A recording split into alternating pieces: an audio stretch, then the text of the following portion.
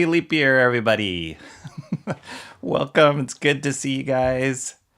Awesome to have you here on February 29th. I was thinking about what to do. I wasn't planning on streaming tonight, actually, and I was going to record a video for my Wednesday comics. Usually I'll do it like Wednesday night or Thursday night, and then try and edit it Friday and get it up. So yeah, I was just kind of flipping through the books that I was gonna talk about and looking at it, and then I was just like, well, actually today is the leap year, so I thought that would be kind of cool to stream during leap year. And the idea of, or the thought of having to edit a video late night, record late night, the more and more I've been doing it, I've just been like, ugh, like it gets a little, I mean, I'm excited about it, but I get so tired if I start filming at like 11 at night. So yeah, then the idea, I thought, well, maybe I could just stream the books I wanted to talk about. I love streaming. I've been having so much fun with you guys and just sharing that way.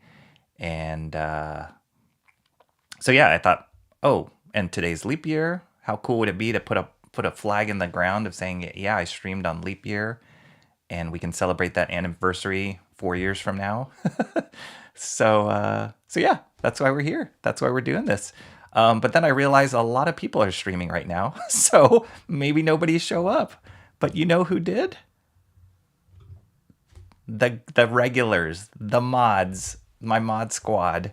They are here. So John, great to see you. First in the chat, flew in here with a Comrade Sammy who? And then shortly after Comrade Sammy, she was in. I don't know. John, how you keep beating her? I don't know. He does not have a special red phone or alert phone. He's just, I don't know, quick on the draw. You guys are amazing, though. Both of you are amazing. Like within milliseconds of each other. So I love it. Yeah, I did not put in the Leroy Jenkins opener for you, Comrade Sammy. I'm not gonna promise that it will never show up again, but I decided to spare you because you flew in here early in the chat. So yeah, I'll spare your ears so that you can hear what I say tonight. My ears, thank you, John, correcting with the grammar. You guys are hilarious. And then my buddy Shanth showing up. This is early for you, Shanth. So you are third in the stream, but you are first in my heart. It was great streaming the stream that you did this morning. It was great kind of hanging out and chatting with you guys. And after I had to go, because I had to go meet some friends for lunch, I actually put it on my phone as I was driving. I was still listening to part of the stream. And when I got to lunch and I showed my friend, I'm like, look, this is my buddy Shanth. He's streaming. It was actually my friend Marty. So he knows of you, Shanth. I've talked about you a lot with him. So it was kind of cool for him to see what you were doing and watching you live. Maybe he will subscribe later. But so yeah, it was great. It was great seeing you stream and just having fun with the chat, talking with the chat. And it was good times. So John saying hello. Hello. What's up, Shanth? Yo. Everybody, long time no see. I know. It's as if we never saw each other. Hey, it's an extra day, extra stream. That's right. There we go. We're all trying to cram in our streams for this day. John says, I'm going to see if I can watch V for Vendetta after this on Netflix. Oh, shoot. Really? 29th is the last day. Oh, darn. Well, I won't hold you too long. Wait. That means you got to leave in like, if you are in East Coast time, are you in East Coast time, John? That means you're going to have to leave in like, well, then how are you going to finish it? Can you start it? Because if it's East Coast time, then 11:19 right now. So do you have to start it before midnight, or does it just shut off at midnight? Or maybe you're in Central time? Let me know.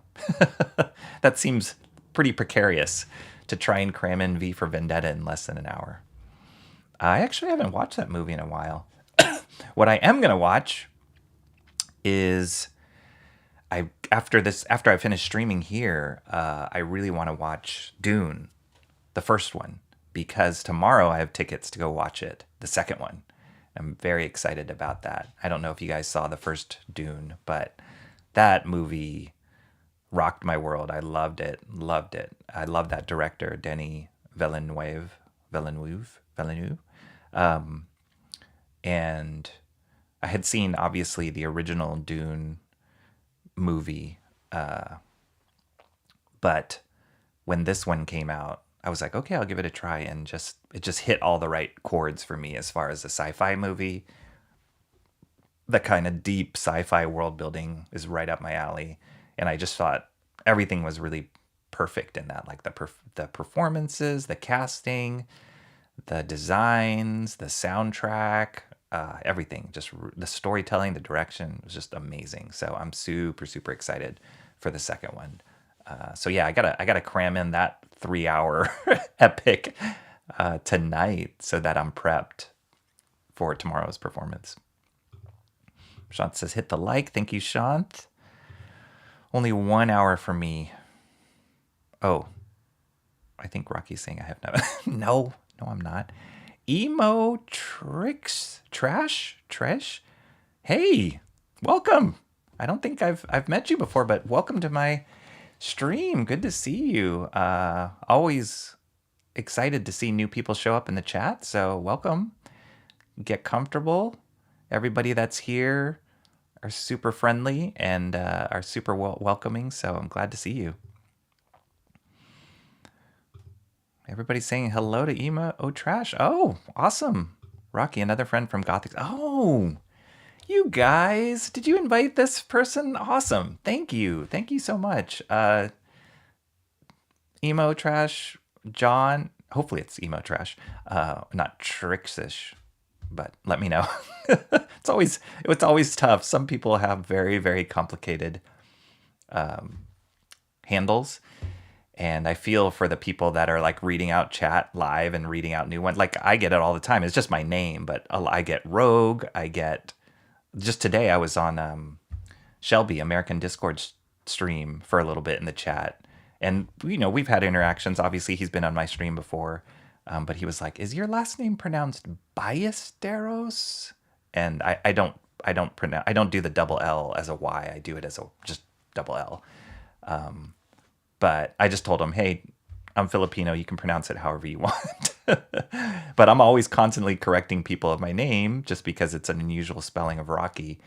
And I can't imagine the other handles that are even more complicated than my name. So let me know if it's Emo Trash. And welcome. Thank you for coming, John and Comrade Sammy. I know show up a lot. And even Awesome One, I think, goes to Gothic streams quite a bit, and I've been peeking my head in there. I haven't been active in the chat at all, but I have checked out some of her content. So glad to see somebody from there come over here. There you go, that connection. I love it. I love it. One of the things I was going to talk about today, other than aside from the comics, was a couple of YouTube channels that I've discovered, and you guys might already know of them, but a couple of these channels that I discovered that I was like, these are worth mentioning. Like, I want to spread the word about these two particular channels because I was just really inspired for different reasons of each one. So I'll talk about those in a second. Yo, Marty. I don't think Marty's here. That would be awesome if he was. I don't think he's here. Make it to chat first, of course. John, no, you should definitely not show up first. I denounce any inspiration. It's getting competitive again. You guys are awesome. Rocky, don't worry about V for Vendetta. I'm in Eastern Standard Time, but I think there's some grace period. Oh, okay. Well, I hope so. Yeah, like I said, I haven't watched that movie in a while, a long time. I think maybe since it came out, I hadn't seen it. But and I've been meaning to read that graphic novel, the original graphic novel that it was inspired by. So, have you read that, John? The Alan Moore. I think it's David Lloyd is the artist. Yeah, I haven't read that in a long time. So that one's kind of looped back in my mind of like, oh, I should reread that and see it. Emo Trash, how are you? Sean says Dune was awesome. Arrival is exceptional. Arrival was really good. Yeah, really good. I recently watched. My son is in this film fiction class, which is fun because we get to watch movies together. And so he's always bringing his assignments to watch. And the last couple that we watched, he had to watch Ex Machina. Have you guys seen that one?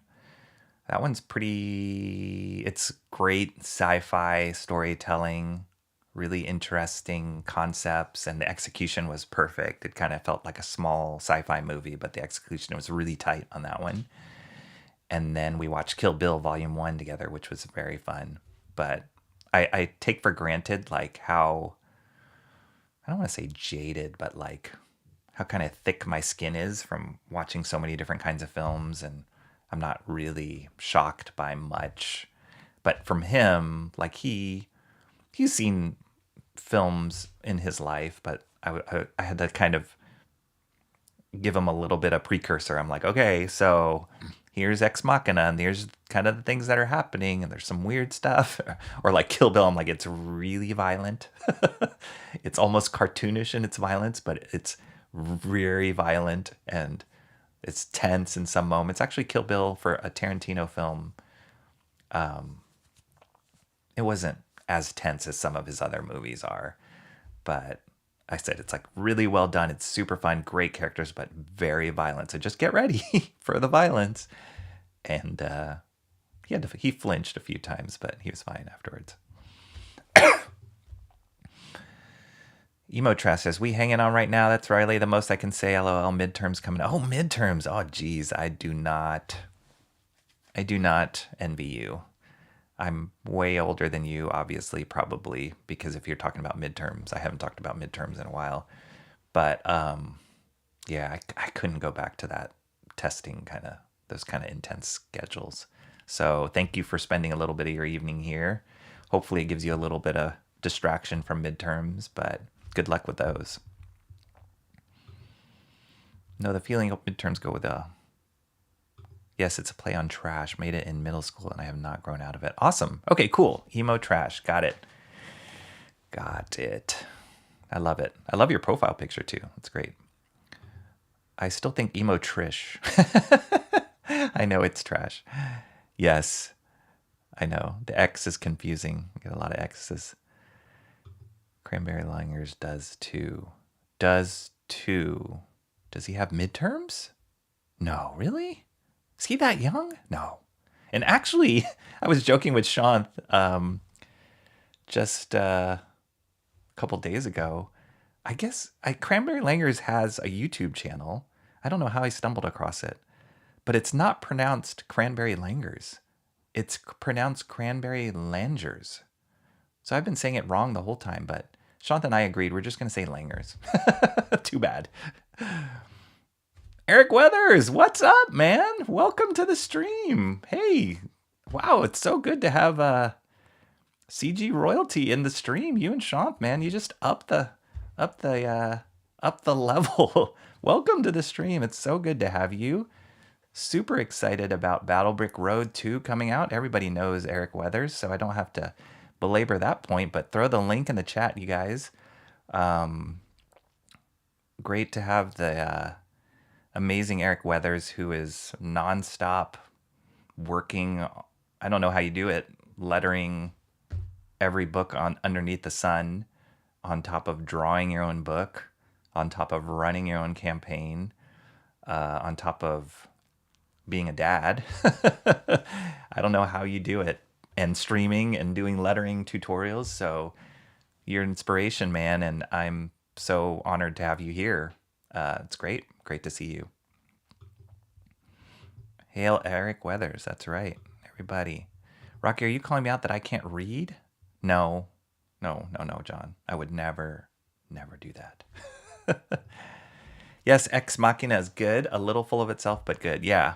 I thought that, oh boy. Actors' names, trying to recall actors' names while going live on stream is difficult. Sean's good at this. I am not good at this. The guy who played Poe Dameron in the Star Wars movies. Oscar Isaac. Is that right? Is it two first names? He was so creepy in that movie. Really good role for him though, but he was so creepy in that movie. And yeah, his ego just kind of spilled out in it. But yeah, I really like the concept. I think it's even more so relevant now, several years later after it came out, just with the whole AI, robots, blah, blah, blah, taking over the world. So yeah, I liked it. I thought I was really impressed with the execution when I saw that movie. Ex Machina. Yep, yep. Is Rocky getting testy? Wait, what? What are you guys talking about? I don't ever get testy. I'm pretty chill, guys. John, royalty are the crack hashtag crack queen, crack princess, crack prince here. Show yourselves. You guys are royalty, John, Comrade Sammy. You guys are royalty too, for sure. Some of my favorite people in the chat. So, if you want a hashtag, I can say hashtag. You guys are the hashtag mod squad for me, but I can start calling you Prince John if you want. Princess Comrade Sammy. Eric Weather says, I need a nap. I feel you, man. I feel you. Just listing out all those things that you're working on, I got tired too. And that is why I'm streaming right now as opposed to at 11:30 when Shanth streams, because I think I would pass out midstream, Dale Keown style. We got crack royalty here? Lit. We do. We attract all sorts of royalty and famous people here. I just had one. I hope I'm not getting ready to fight a cold. Oh boy. Yeah. Don't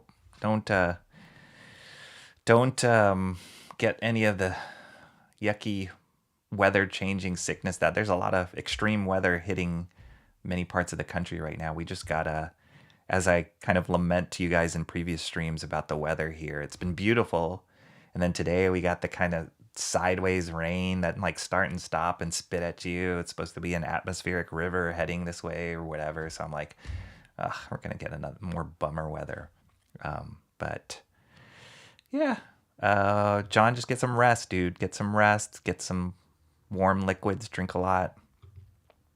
Oscar Mayer. I don't think that was the actor's name. You failed me, Shanth. You failed me.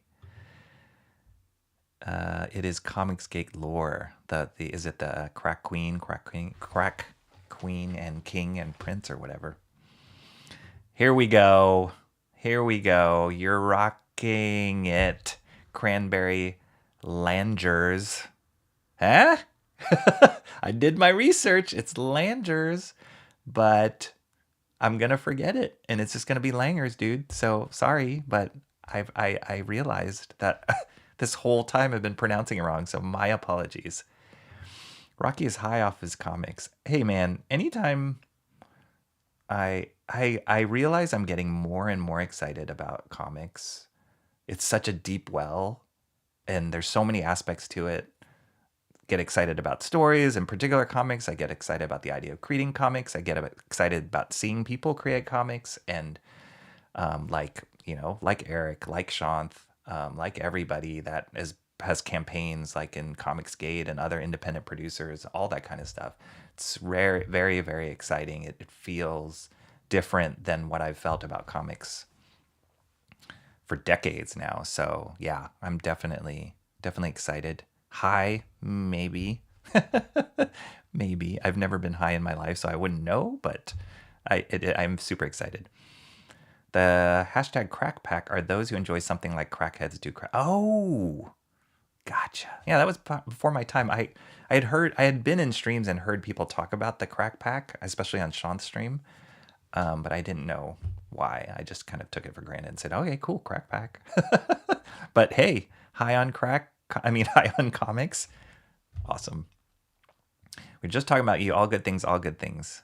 Yes, we don't talk behind people's backs here. We don't talk about who comes first, who comes second in my chat, who is better at coming first, who gets notification. We never talk about that stuff. We're all equals, right? Watch the outro. I got a new outro for my streams, and that'll answer some questions. Yo, Shant is always high off crack and Dr. Pepper. Yep, he is. He is. That's his MO. Here for it. All in good fun. All in good fun, guys. Oh, sweet. I have good things to say about you. Touche. See? Yes. Cranberry Langers. So I don't know. I guess Langers, I think I'd love to know the origin of it, if there is an origin, but I think of lanyard. I don't know. Who knows? It must be something specific, but I love it. It's funny to find out why people have certain handles. As you guys know, like when I started showing up in YouTube and discovering YouTube, I went by the handle The Groomsman. And for those of you who don't know, like Emo Trash maybe doesn't know, I started off watching YouTube pretty much just connecting with my buddy Shant. Like I wanted to see what he was doing. I was excited to see this. It was like this whole new world. And I wanted to start participating in the chat. I wanted to like throw out some details about college and just kind of, ribbing him as brothers do. And so I came on as the groomsman because I literally was his groomsman in his wedding and he was my groomsman in mine. So that was kind of the impetus for that name. And I've hence gone just with my first name to be a little bit more known here in this space. But that was the origin of the groomsman, and I loved it. I loved it because it had meaning for me, it had meaning for him, and it was kind of a cool sounding name. So where did Cranberry Langers come from? Rocky huffs his I do love the smell of new comics, so maybe that categorizes that as huffing it. I do love to read a lot of comics. I think you might be onto something there. No one has complained so far, Rocky. I'm the only one. It's fine. Okay. Gotcha.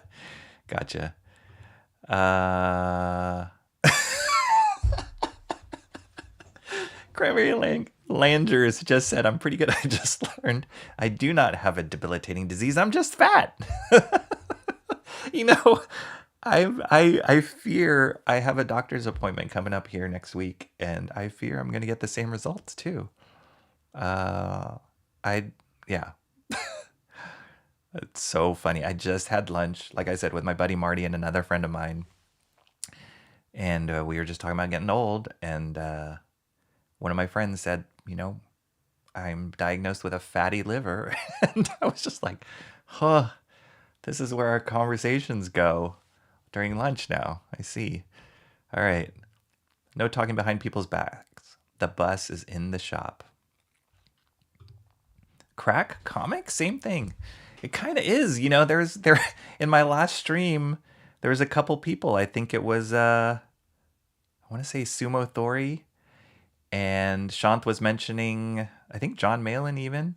They purchased the Arthur Adams Marvel Omnibus because of we had been talking about it on stream, and I reviewed it on my channel, and it just came up a lot. And so I think they bought it, and I likened it to a crack dealer. So hey, I'll take that. I think there are similarities there, Emo Trash.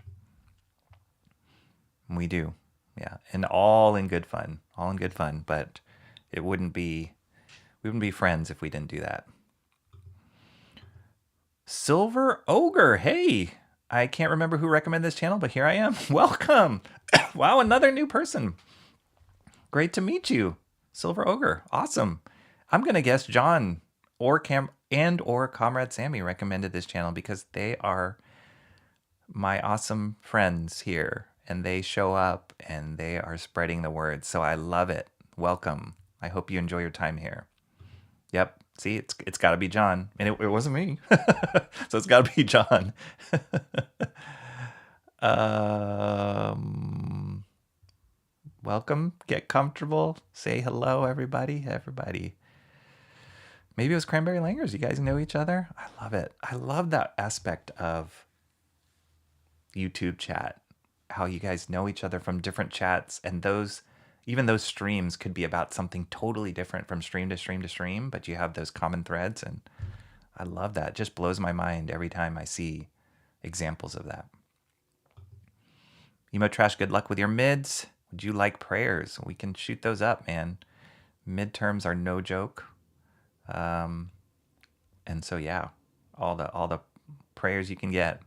Hey, speak of the devil. Awesome One is here. Hey man, how are you? Good to see you.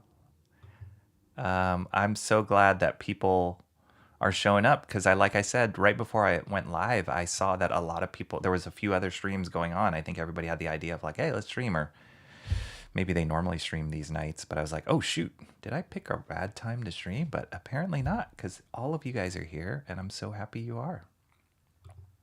Prayer is a constant necessity. Why? What is YWM? What is the acronym? John, help me. Comrade Sammy, help me. But yes, it's appreciated. Cranberry Langers says, I chose Cranberry Langers because I thought no one else would choose it. Fair. That's a good assessment. And it was the best juice I had in my life to that point.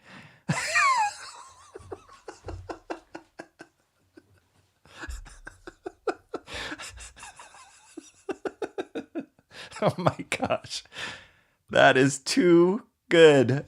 I drank for almost 3 weeks straight. Just Langer's cranberry. I bet you had the cleanest. I bet you didn't have a urinary tract infection after that. You probably had the cleanest urinary tract after drinking it for Langer's cranberry. I don't think I've heard of that brand, but if I see that, I will just bust out laughing. Oh my gosh, that is such a great story. 2 weeks straight. Okay. Sure. But it's going to be 3 weeks straight. I'm going to extend that legend and say it was for 3 months straight. Just cranberry Langer's juice.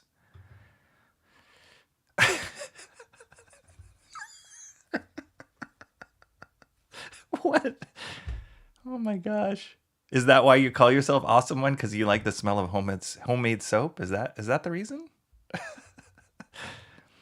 Shantan Jetty Art. I still want you to do a comic book about a hitman that shows up in disguise as a groomsman, John Wick style. Okay, done. I'm doing it.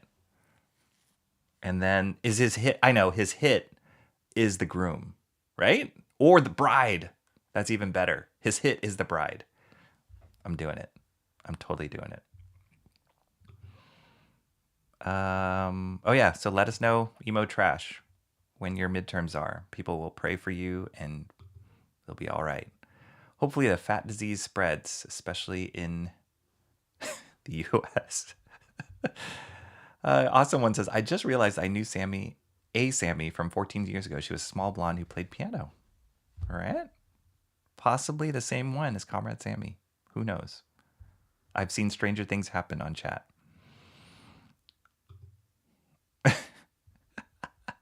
I also chose Cranberry Langers because it phonetically sounds like my legal name, and I like cranberry juice. Okay. Cranberry Land. Okay. That's great. I love the idea of you just like gorging on juice, though. That's even funnier. Emo Trash midterm says, I know one is definitely due next week. Others, I haven't been given exact deadline, but we're definitely in prep for them. Okay.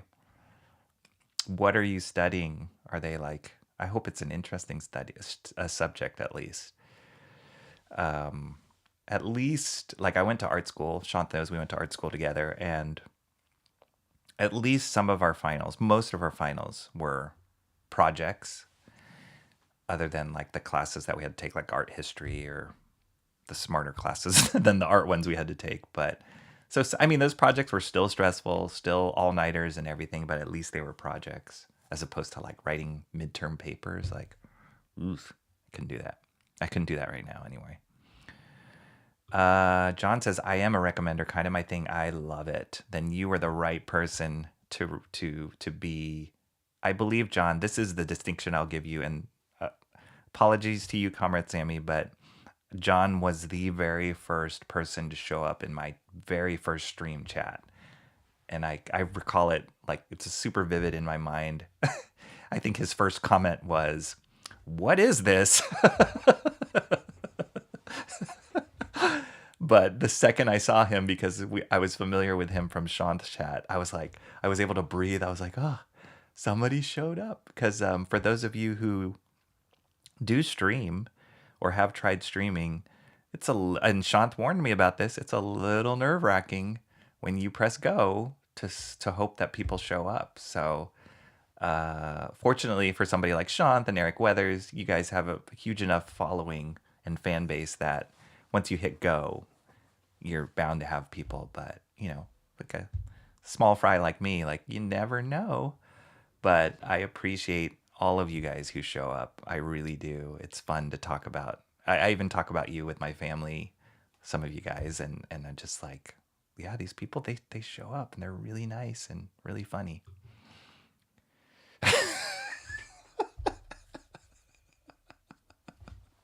Oh my gosh. Oh my gosh. Awesome one. You are awesome. 5 likes and 9 viewers. We're almost 100. I know. I kind of baited a little bit on Twitter, on X today.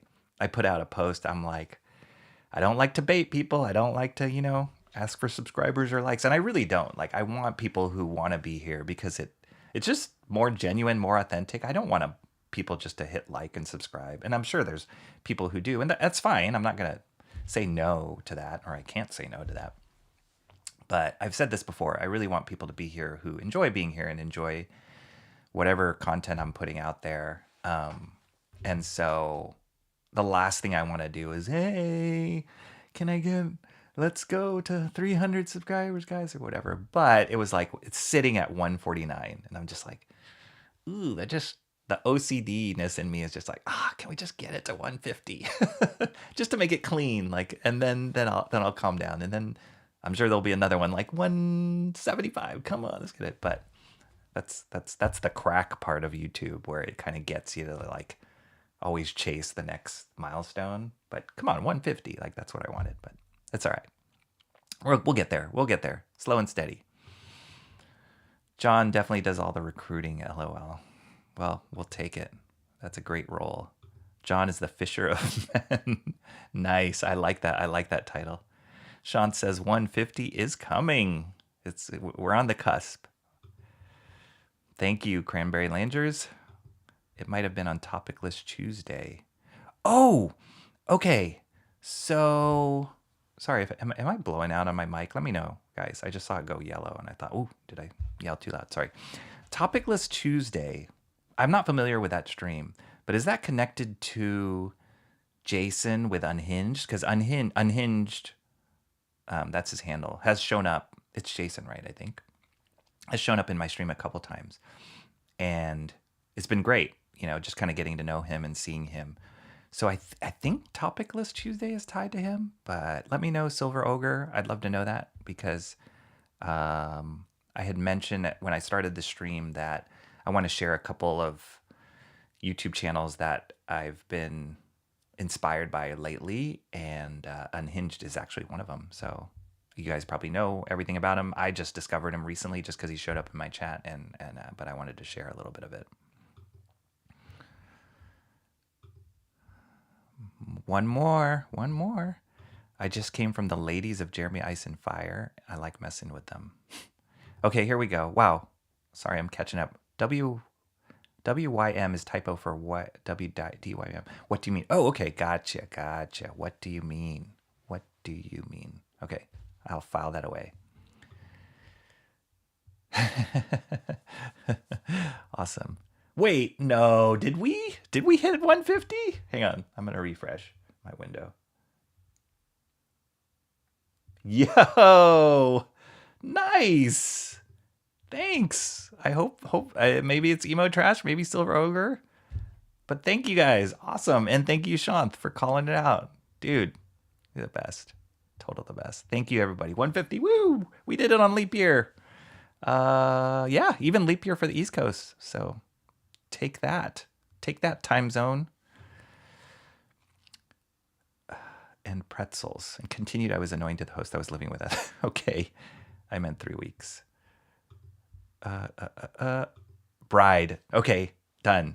It's the bride. The bride. When I see Cran's name, I either think of Langaniers eating cranberries instead of TIMD or a cranberry diggleberry. Oh my gosh. Cranberry diggleberry is also a great name. I love that. Yeah, 150. Woo woo. Let's see. What do I got? I need to have one of those like videos that I click on. Oh, I was so tempted to hit the Leroy Jenkins. I'm gonna make I'm not gonna torture you, Comrade Sammy. I'm sorry. I mean, I'm not sorry. I will respect that and not torture you. But I need to make a clip of the Leroy Jenkins for moments like this. But I do have what? What do I got? 150. There we go. Oh man. Okay, gotcha. Awesome one. Comrade Sammy says not the same Sammy. LOL. Same Sammy is also a good handle. We're coming up with all sorts of creativity now. That vacation was great. I read comics, went to Universal Studios, and gorged on, here we go, gorged on cranberry juice, concentrate, and pretzels. I also played this PC Penguin puzzle game. Oh, okay. Sounds like a fun vacation. Was it Universal California or Universal Florida? It's a little bit of a difference there. I went to Universal Studios last April. It was my daughter's birthday, and we took a trip to Florida to visit my folks. And we decided to go to Universal, and it was really fun. It was super fun. We did the whole Harry Potter thing, which is amazing. And I know that Shant is a big Universal fan. He's always constantly talking about the new theme park stuff they're doing with that, which looks incredible. And then the other ride I love in that Universal, the Transformers ride, is really fun in that one too. It was fun. After our house caught fire. Oh, geez. That sounds not so fun. I hope everything was okay. Much of my young life, I wanted to be called Maximus or my kid, but I went with Awesome One instead. Maximus is cool. I love Awesome One. I think it subconsciously, when I like want to compliment or say something that you did is cool, I go to Awesome, so it kind of feeds into that. As opposed to if you were called Maximus, I wouldn't be like, hey, that's Max, dude. Maximus. No, Awesome One is much better. Comrade Sammy, I'm not on Twitter. It's a nice way to keep up with others outside of you. Oh, are you talking about Discord? John, you're not on Twitter. You know what? There's actually somebody who follows me on Twitter whose name is John. And just recently, I thought it was a bot, but he's not, because he was been like liking and reposting and kind of commenting on a bunch of the posts I had recently. And then I thought, whoa, is this the same John? But good to know you're not on there, so it's not you. Slightly larger fry 150. That's right. We are slowly growing. I love the just the pace at which this channel is growing, because it gives me a chance to get to know all you guys better and not all like a million people at once. Again, not that I would poo-poo that, but this is great. It's great. And I'm so happy that you guys are all here. Emo Trust says, I'm taking an art major. Oh, I'm currently still in the required core classes. This semester is English, U.S. history, and meteorology. Wow. Basically a handful of courses I'm vaguely interested in to cover cores. Okay. Hey, that sounds cool. I was never a U.S. history fan. I know a lot of people are. I was never a U.S. history fan. Meteorology sounds really fascinating, though, surprisingly. I just think of that, the Ricky Martin song, right? She Bangs. Yep, I think so. I see. I don't really have social medias myself either. It's okay. You guys are deep into YouTube, so I don't think you need another social media to take your time. The most I jump back and forth in is YouTube and Twitter. I'm rarely on Instagram. Never was my thing. I hate the formatting of Instagram. It's like right up there with like Pinterest as far as formatting. Like I cannot stand like the user interface of both of them. It's just, I don't know. I mean, I get it for Instagram. Pinterest, I don't get at all. But I get it for Instagram. But it just never, it's like you can't put links in it. It's really restrictive. I used to be in Facebook, but not so much anymore. Except that book that I reviewed last stream, the Nick Manabat book, that one I'm part of that Facebook group. So, and that one I actually posted my review on their Facebook group, and got a lot of good responses from that, from the creator, the guys who put together the book. They were really thankful of that review. And then a lot of people were like, "Where can I get this book?" Like a lot of people I've been seeing these reviews come out for the book, and they're like, "Where can I get it? Where can I get it?" I'm like, I don't think you can get it anymore. There's a funny story. Ricky Martin song. One time, Shant and I and another friend of ours we had an epic road trip to SoCal. We went to Disneyland, and it was right when the Ricky Martin song, "Livin' La Vida Loca." that was our travel song. It was amazing. They added a mod feature, channel activity. Now mods can see how man subs, and also if a person was timed out. How many subs? How man subs, and yeah, how many subs also is. Oh, okay, cool. Yeah, YouTube has all sorts of cool, very cool analytics, and data for creators, and it's super helpful. It's really cool. It's actually, and it's very helpful the way that they present the data to you. So I'm constantly checking my phone, unfortunately, just kind of following how different posts do, and followers and subscribers and everything like that. So it's cool. I posted something on the community tab on my channel about the data, where it shows what time the viewers of my channel are usually on, like the most times that they're on, and it shows you when it's more quote unquote popular that people are on, and then you can kind of target when you stream. I didn't do that tonight though. I should have looked at it and say, "Oh, it's Thursday night, a good time that." But it's cool. It's cool that they have that data to help make your channel better. Unhinged is Jason, and Death Metal Hero is Luke. Okay, cool. Yes. Let me get through the chat here, and then, oh my gosh, I'm really behind on the chat. And then I'll get to the Jason stream, the Unhinged streamed. Also, Fisher of Men is better than Fissure of Men. Yes, but Fissure of Men is kind of a cool play on words too. Party time, party time. Yeah, sorry, I'm really behind, guys. 200 around the corner. Maybe it's the next one, right? I'll take 160 as the next celebration internally, but 200, awesome. That would be bananas when that happens. Shant, are you also watching Creative Block at the same time? Oh, why? Because are you guys both in that chat too? That's okay. That's okay. You can straddle. Rocky, just edit the audio for the Leroy Jenkins. Yes, I will. I will do that. I will definitely do that.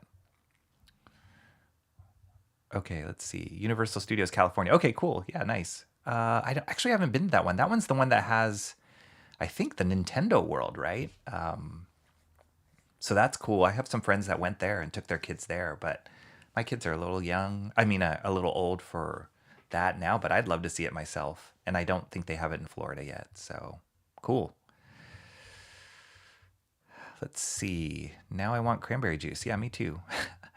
Cranberry Lander says, I went into the best comic shop I ever had at that point in my life at Universal Studios. Oh, they had a comic book shop at Universal. That's nice. That's smart.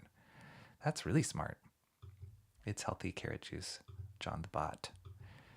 I've been accused of being a bot before, saying hello too much. And you have a very non-discrete profile picture, and your name is John. So all those factors. If you put like a bunch of numbers after your name, that would tip it over the edge. Where are the comments? Oh, okay. Sorry. Oh, yeah. Again, I'm not getting. You guys are just having a great conversation here. But I will get to them. Yes. I'm in so many CG streams. It's always surprising to find CG people in non-CG streams. Rocky bought a dollar store comic. Okay, wait. All right. Let me. I just don't want to miss something. My Wednesday comics is comics and chat. It's understanding to make that error I have. But, well, I mean, I know it's not Wednesday, but I will talk about comics I picked up this Wednesday. I have a lot of comic talk. I'll get to it.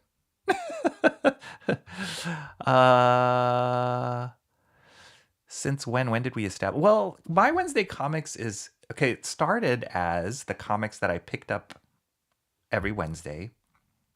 If I go if I go on a Wednesday, which I do, it started off as the comics that I wanted to talk about that Wednesday. But because by the time I would film it, I would usually film it late Wednesday night, have to edit it Thursday, and then I would post it on Friday. So it was about my Wednesday comics, but it would usually come out on Friday. Then, and that was before I was doing any live streaming. That was all pre-recorded video. And that was my entry into YouTube. But then I did a couple where I was like, oh, let me try this live stream thing. Let me do it live with my comics. And I did it and actually had fun. And the more I've been streaming, the more that the chat component and just being social with you guys and connecting with you guys, that has been more fun. But there is something, I was thinking about it this morning, there is something to doing a recorded video. It gives me time to think. It gives me time to like focus on specific details or about the comic that I want to. But the trick with that is just finding a time, because I've been watching my older videos and just seeing how tired and sleepy I am because I would record those late at night.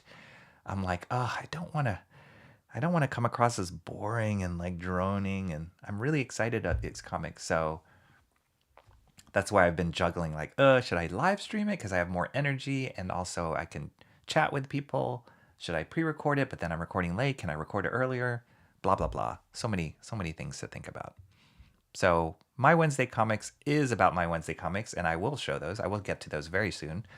But this is my Wednesday comics live, and everything just went out the door. It's on a Thursday, leap year. What the heck? Okay. Rocky is experiencing what it's like to become popular, way behind it. I am not. No. John, I won't accept that, but thank you. That would be a good problem to have. We're not there yet, but that would be a good problem to have. This stream is only once every 4 years. Yes, that's how it is. Technically, it's Friday now. Okay, sorry. I just streamed across 2 days in John's time. Okay, wait. I'm almost there. I'm almost at the end. Okay. When I watch Odin from FNT streams, not sure what that means. I know it's something, but I don't know what that means. I was about 20 minutes behind, and Jake from Hyper Wizard is usually 30 minutes behind. Okay, I'm not the only one. I am not the only one. 11:01 p.m. All right. Rocky needs to huff his comics before he streams. Got it. Yep. All right. Cool. So let's see. What should I do? Oh, okay. I was gonna talk. Let's go to the two. There's two YouTube channels I want to talk about first, and let's go to those. So let me get this set up really quick. So the first one I wanted to talk about was, where's my scene? Okay, is this the right scene? Yes. Let's talk about this one. Sorry, that's like a tease. So for those of you who know Unhinged, this is probably all news, all old news to you. But I really, again, a little backstory. Unhinged has popped up in my chat a few times and has had really nice comments, and so I decided to like say, oh, I wonder, does he have a YouTube channel? And I checked it out, and I was like, oh, I've seen his campaign, and so I started watching his content. And I didn't realize that he had a degenerative eye disease, and I was like, wow, how does he do this? And I started watching one of his live streams, and he was even talking about how like the chat is spoken as he has something that like dictates the chat to his ear, and so he was like waiting for it to kind of tell him what the chat was saying, so there's a little bit of a delay.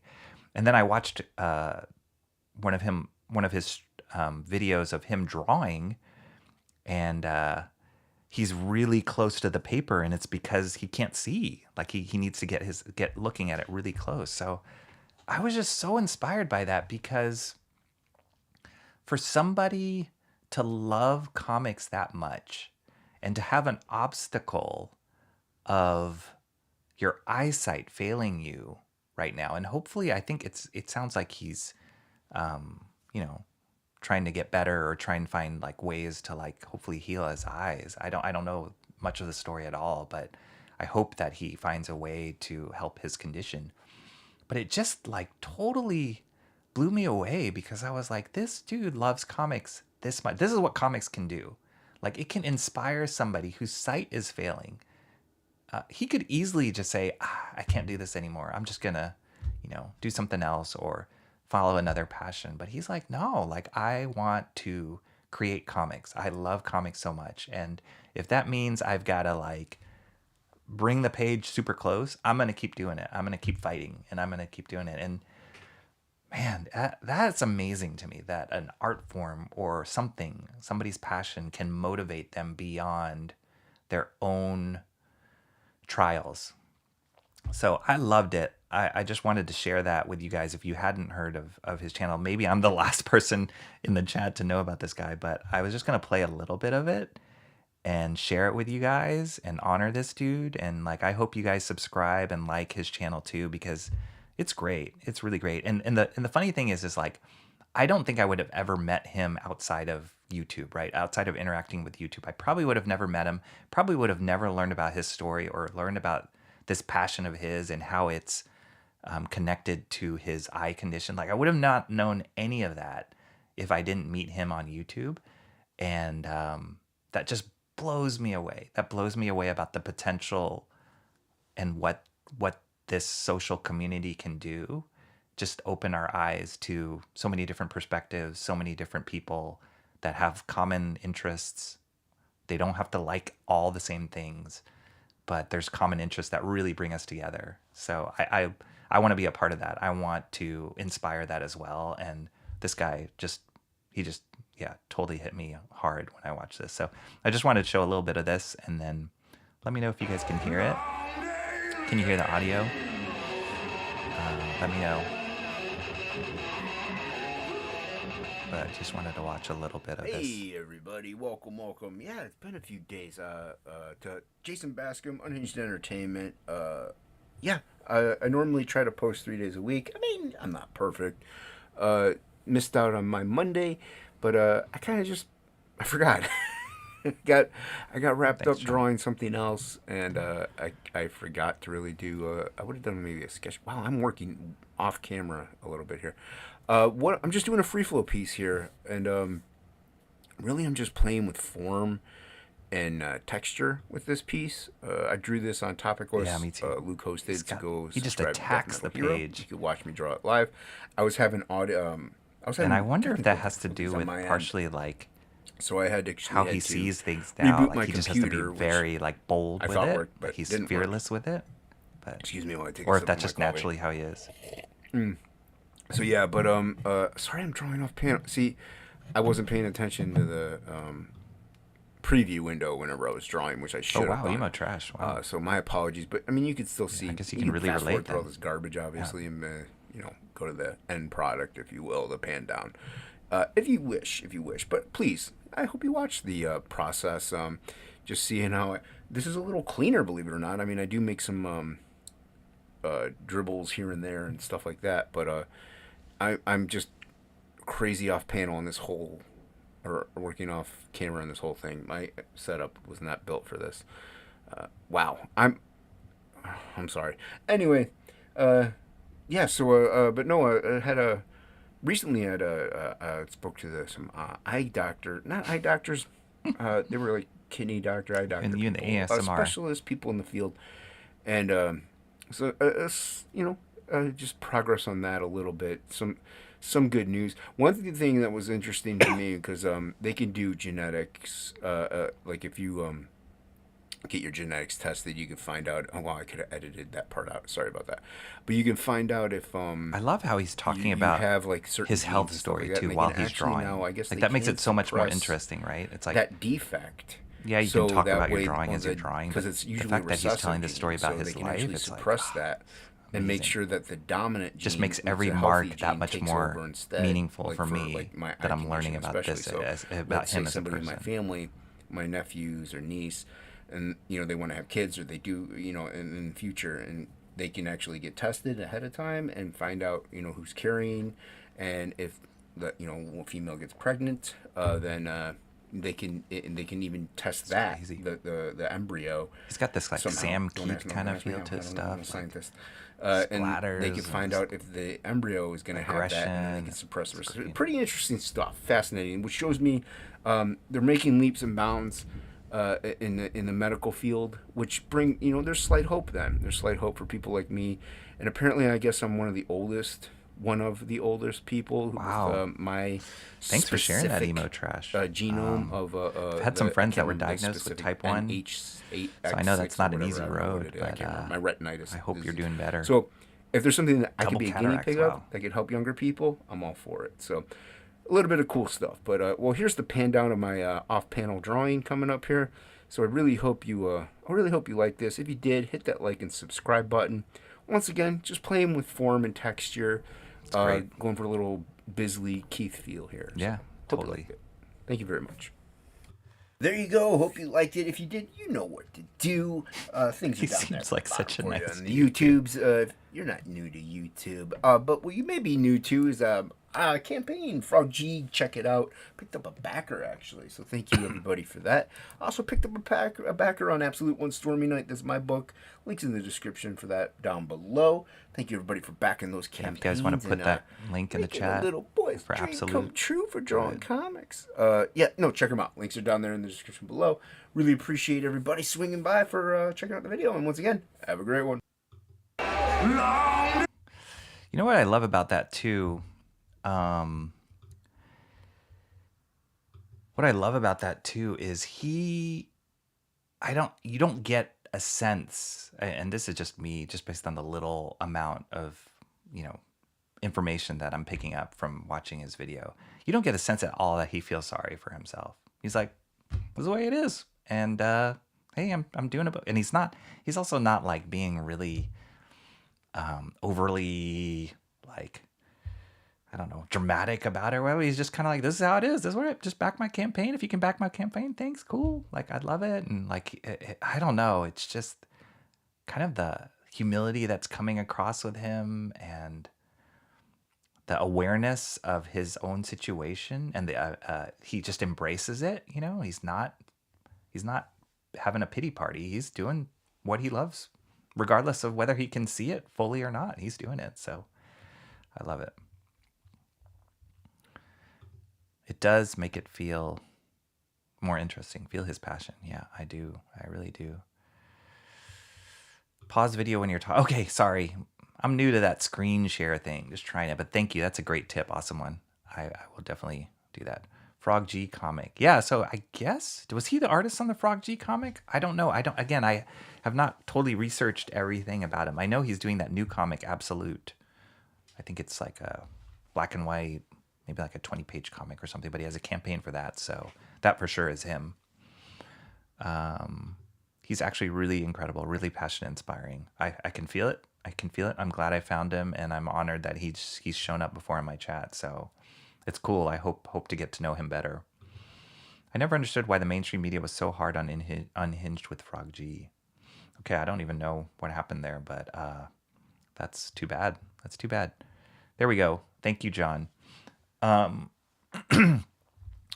think you know what it is too. It's like when you don't know each other, when I don't know you, it's easy for me to throw a judgment, to say, no, I hate what you do. You suck, blah, blah, blah. You're the worst person. And I don't know you. Like, we don't have a conversation. I don't know anything about your history or how you got there. You may very well be a jerk, but I think we're so quick, especially in this day and age, with our snap judgment, immediately making an opinion about somebody and discounting them and turning them into the enemy. Like, that just is so prevalent in humanity right now. And I think the only way to counter that is to take the time to, it sounds kind of trite or like stereotypical, but take the time to listen to each other and get to know other people, get to know people who are not, to empathize and step into the shoes of other people that you might not normally do. It's a hard thing. It's not easy.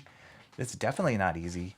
It doesn't come naturally, but I so appreciate the way that this organically happened on YouTube for me, that I was able to find out more about this guy through the chat to his channel, watching his video, and then all of a sudden, like, I'm a fan now. So I am I'm as much as we want to like say the AI bots are going to kill us all, which they will, but I'm amazed that that technology can do that. And Shonda and I talk about this all the time. We're just like, if you had told us 18, 19-year-old us in college that we would be doing this now as like guys in our mid 40s doing this, we our minds would be blown. And so it's incredible. It's incredible that Shant and I, we've been friends this long, but our friendship is on a different level now that we are doing this side by side,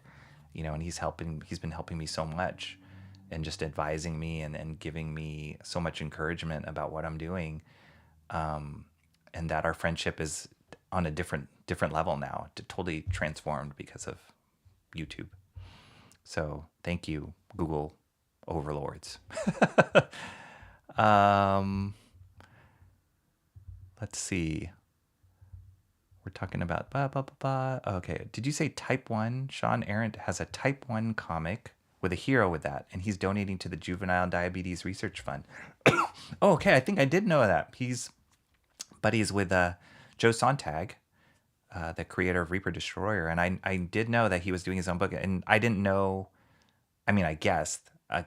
It's another campaign I got to look deeper in. There's so many that I have to look deeper into. But I wasn't sure if he himself had diabetes or he knew somebody who had diabetes. So that's amazing.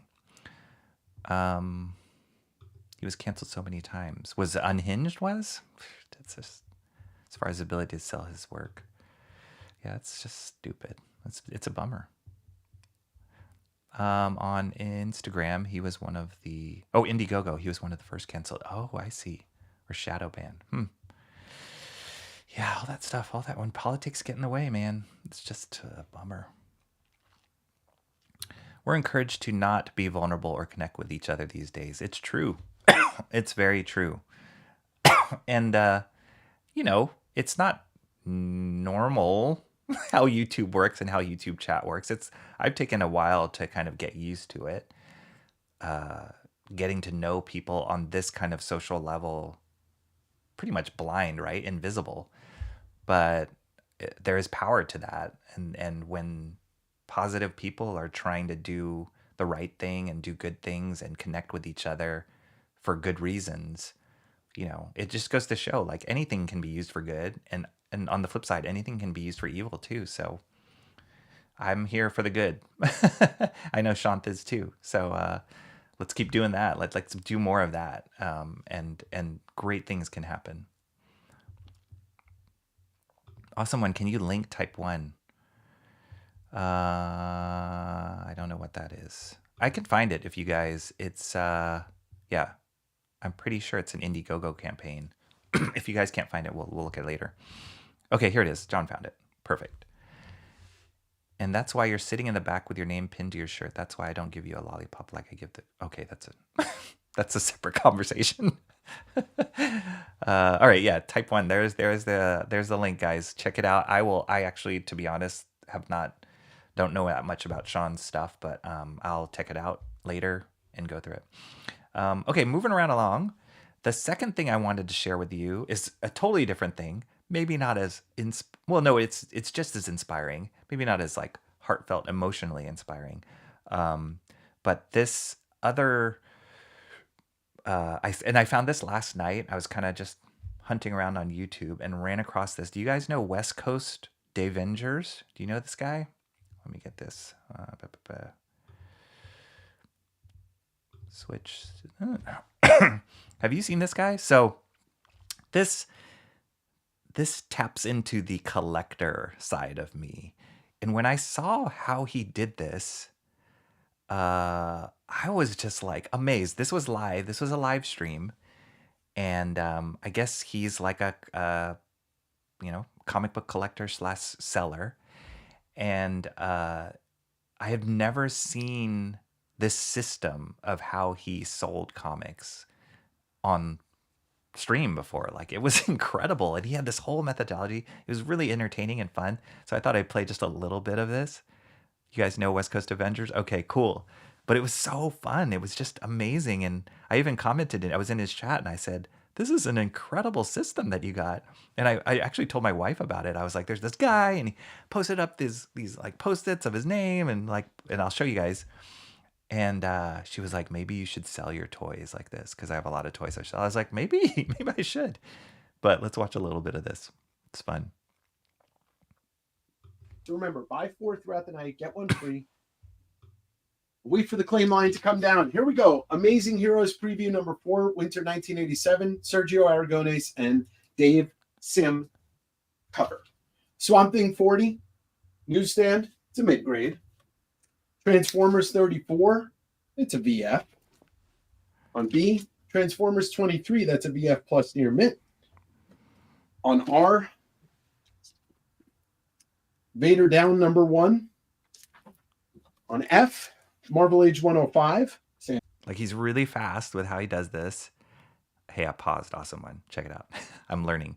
He's really fast how he does it. He lists out the grade or whatever of the comics, and then he'll put the X. Price. ASM Coming Home trade paperback. I think JMS. I think this section right now, I think maybe he's doing this like a $5 like speed run or whatever. And then the second he says go, people in the chat put the letter of which comic book they want. And so, they'll say, I want A, I want M, I want a blah, blah, blah, blah. And then some people will negotiate with him in chat too, which I thought was so cool. Yeah, I don't know. It was just awesome. I don't know why it like blew me. I was like, this is so cool. On I, X Factor 50, C Todd by Todd inking Rob. On M, Ultimate End number 1, Scotty Young cover. And that is gone, Mikey. Like the ones they Thank you, Andrew. There's the prices. And special shout out to Andrew. Andrew does the synopsis and helps with the titles, or sometimes comes up with the titles for my. And then sometimes he busted out in song. It was really. And then Mike Boyle's got B and R. R and B. Mike, thank you. I thought it was just so cool. It was just such a cool thing. Anyway, you guys should check it out. West Coast Devengers. Here, I'll put the, this is just the link to, let me put the link to his in the chat.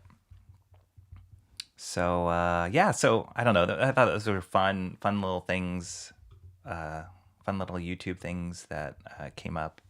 And I just wanted to put that out there just to give them some love, because I really enjoyed the content they were putting out of that. Awesome One says, share the videos of what you're watching occasionally, Rocky. Like what I just did? Okay. Yeah. I'm trying to. Like, I know people do that all the time. Sometimes, I don't know. Sometimes I will try and do that more, especially when it has to do with comics too. All right, cool. All right, let's get to the comics. After all that, let's get to the comics. Cool. All right, so it was a good comic week in a sense that I had a lot of comic stuff happen. So went to the comic book store. Oh, I posted that video for Invisible Jet Comics, which went really well. I heard back from Chris, who was the owner of the store, and she really loved the video. And so it's kind of building on each other, which is fun, because I had 2 videos now. I did Amazing Fantasy first, and then I showed that I connected with all the different comic book store owners in the city and sent them the link to Amazing Fantasy's video. I said, hey, cool, guys. Look, I just did this for Amazing Fantasy for Frank. I want to do this for your stores too. Would you let me? And of course, they all said yes, because it's free promotion. I'm not charging them to do it. I just want to promote their stores and promote comic book culture and just be, just I'm just thankful that I have so many different stores in the city that I can go to and feed the passion of comics with. And so I want to make sure that they succeed. And I can't possibly buy book. I mean, I can, and I have, but I can't possibly always buy books from all of them all the time. So the more that I can promote them, the better. And hopefully the more that I can connect them too. They're all connected pretty much. They all know each other, but just the more we can just be a community of comic book people in the city, the better. So I sent them Amazing Fantasies video. Everybody loved it. So then the next one I did is Invisible Jet. So then I just sent that one. I posted it and then I sent it around to them and said, hey, this is what I did for Invisible Jet. And then this Wednesday when I went to go pick up my books, I went to go to Comics Experience, which is, I go to that store probably, it's one of the stores that I go to the most. But when I went to go pick up my books there, I actually filmed footage for the next video I'm working on. So Comics Experience will be the next promo trailer that'll come out hopefully next week sometime. But I did pick out my books from there, and the first one that I picked up was Duke number 3. Let me get the chat before we start. All right. Everybody's talking. Bummer because they were blow pops and okay, gosh, you guys. Good. You've got me in a pronunciation bind too. Now, LOI, read your name like Roke. Yes, very fair. But then I hear you say Rocky, and my brain has to do a quick reset. Yes, that's okay. I've lived with that my whole life. I've gotten Roke, I've gotten Rogue, I've gotten Roku, Rock. I respond to all of them, but it is pronounced Rocky. But I will respond to anything. Wow, you've been really productive, Rocky. That's some passion you got there. It's funny because for those of you who don't know, I was in the animation industry since I graduated from college, so 25 plus years. And the current job I'm at, I'm not working in the animation industry per se. It's more design with a startup. So not being in the animation industry, I kind of missed something, right? It's like that was my passion, that was my love, and I missed something. And so many people that know me since I left the animation industry, and I hope to go back, but right now, while I'm at this current job, people are, I creatively just kind of shut down a little bit. And part of it had to do with running my own studio for so long. It was 14 years. It was a long 14 years. It wasn't easy. It was fun. Did a lot of cool stuff and learned a lot. Got a lot of great experience. Met a lot of great people. Built a great team. But I was pretty burnt out at the end of it. And so that coupled with not working in the industry for somebody else, my creativity kind of shut down a little bit. And I think it was good. I think I needed time away. But it definitely got to a point where it's like, okay, I need to feed my soul a little bit. I need to get passionate about something. It's who I am. I'm about storytelling. That's what I love to do. It's who I am as an artist. And that's when I started rediscovering comics again. And I've always grown up with comics. I was reading them passionately in middle school and high school and college. But then I kind of fell out of it a little bit for various reasons. And you guys know bits and pieces of that story from the streams I've done, the super nostalgia streams I've done with my middle school friends. So, but now recently, now that I've rediscovered that love, like I am so excited and so all in about it. And it's driving a lot of my creative energy. And even Sean said it the other day. He was like, there's a little bit of a bounce in your step that I haven't seen in a while. And it's true. It really is. My family sees it. My friends see it. And it's exciting. It's great. So as much as I can feed that and like at the same time support people, support businesses, support the comic book industry, put out comics myself, like I'm in for it. I'm going to try my best. So yeah, I am productive in that right. Now, if I can just like make money, that would be the ultimate. So anyway, so yeah, this first, I read Rocky as Rouge. Thanks a lot.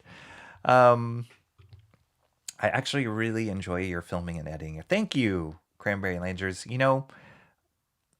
Besides the content that I'm doing, actually making the content and producing the content is part of the joy itself for me. Like, I love lighting and camera work and editing and sound design, all that kind of stuff. I love it. And you'll find a lot of people, I know Sean's like this too, they love all sorts of aspects of content creation. So I'm glad that you notice that and say that. I really am thankful. Okay, so first book I'll talk about is Duke. Now, I have talked about Duke, the Duke #1 before on my previous My Wednesday Comics, and I said at another stream, I don't like to necessarily repeat books. Like, for example, if I talked about #1, I don't want to talk about #2 and #3 the following week because it's almost redundant, the things that I like or do not like about it. But this episode came out, and this is in the Energon universe with Transformers, Void Rivals, Cobra Commander, and G.I. Joe American Hero, Larry Hama, G.I. Joe American Hero. Those are all kind of in the same universe, the Energon universe, they call it. And Transformers by far is my favorite out of that. But they're all really good. Like, these are books that I am consistently picking up issue to issue. And that does not come easily to me. Usually if I am not that interested in one issue, I'm not picking up the next run. I don't stick with books that easily because they're expensive now, and there's many more books to find. So if a book can catch my attention where I want to read the next issue, that's a big deal. And all of these books are doing that. Transformers for sure is doing that. Duke, Cobra Commander, and G.I. Joe, Real American Hero, and Void Rivals itself. I really love Duke because of the artwork is great. Tom Riley and the colorist Jordi Belair are really great. They're a great pair up. But the writing in this, it started off great. It was really good, and they're kind of introducing Duke and kind of his backstory and setting up the stage. But this issue in particular was great because they have this whole sequence. Like, they introduce Major Blood, right? So he's a cool character, and the way they do it, like, he's such a jerk and kind of this very scary dude. But look at these colors. These colors are awesome. But so you expect them to introduce the characters that we know and love and grew up with well, and kind of hit those nostalgia buttons. But this sequence right here, this prison sequence, is so great. So at the end of issue 2, we get a sneak peek, basically the story to catch you guys up. Duke finds out this stuff about what's going on. This woman has this device that people want, and she's assassinated, but she kind of passes it on to Duke. So he's kind of learning that there's like all this horrible stuff going on in the government, and so he's trying to like come to the bottom of it. And Duke is very much kind of like a Captain America, like a good boy, like is doing things by the rules. And he leaves, he quits, and he sees this event. They tie this into Transformers, the book Transformers, where he's in a plane where they intercept Starscream, and Starscream, like, they don't know what they're seeing, right? This giant robot. And Starscream basically slaughters his co-pilot in front of him. And it's super violent and amazing the way that they do it. And so they cross over immediately between this book and Transformers that way.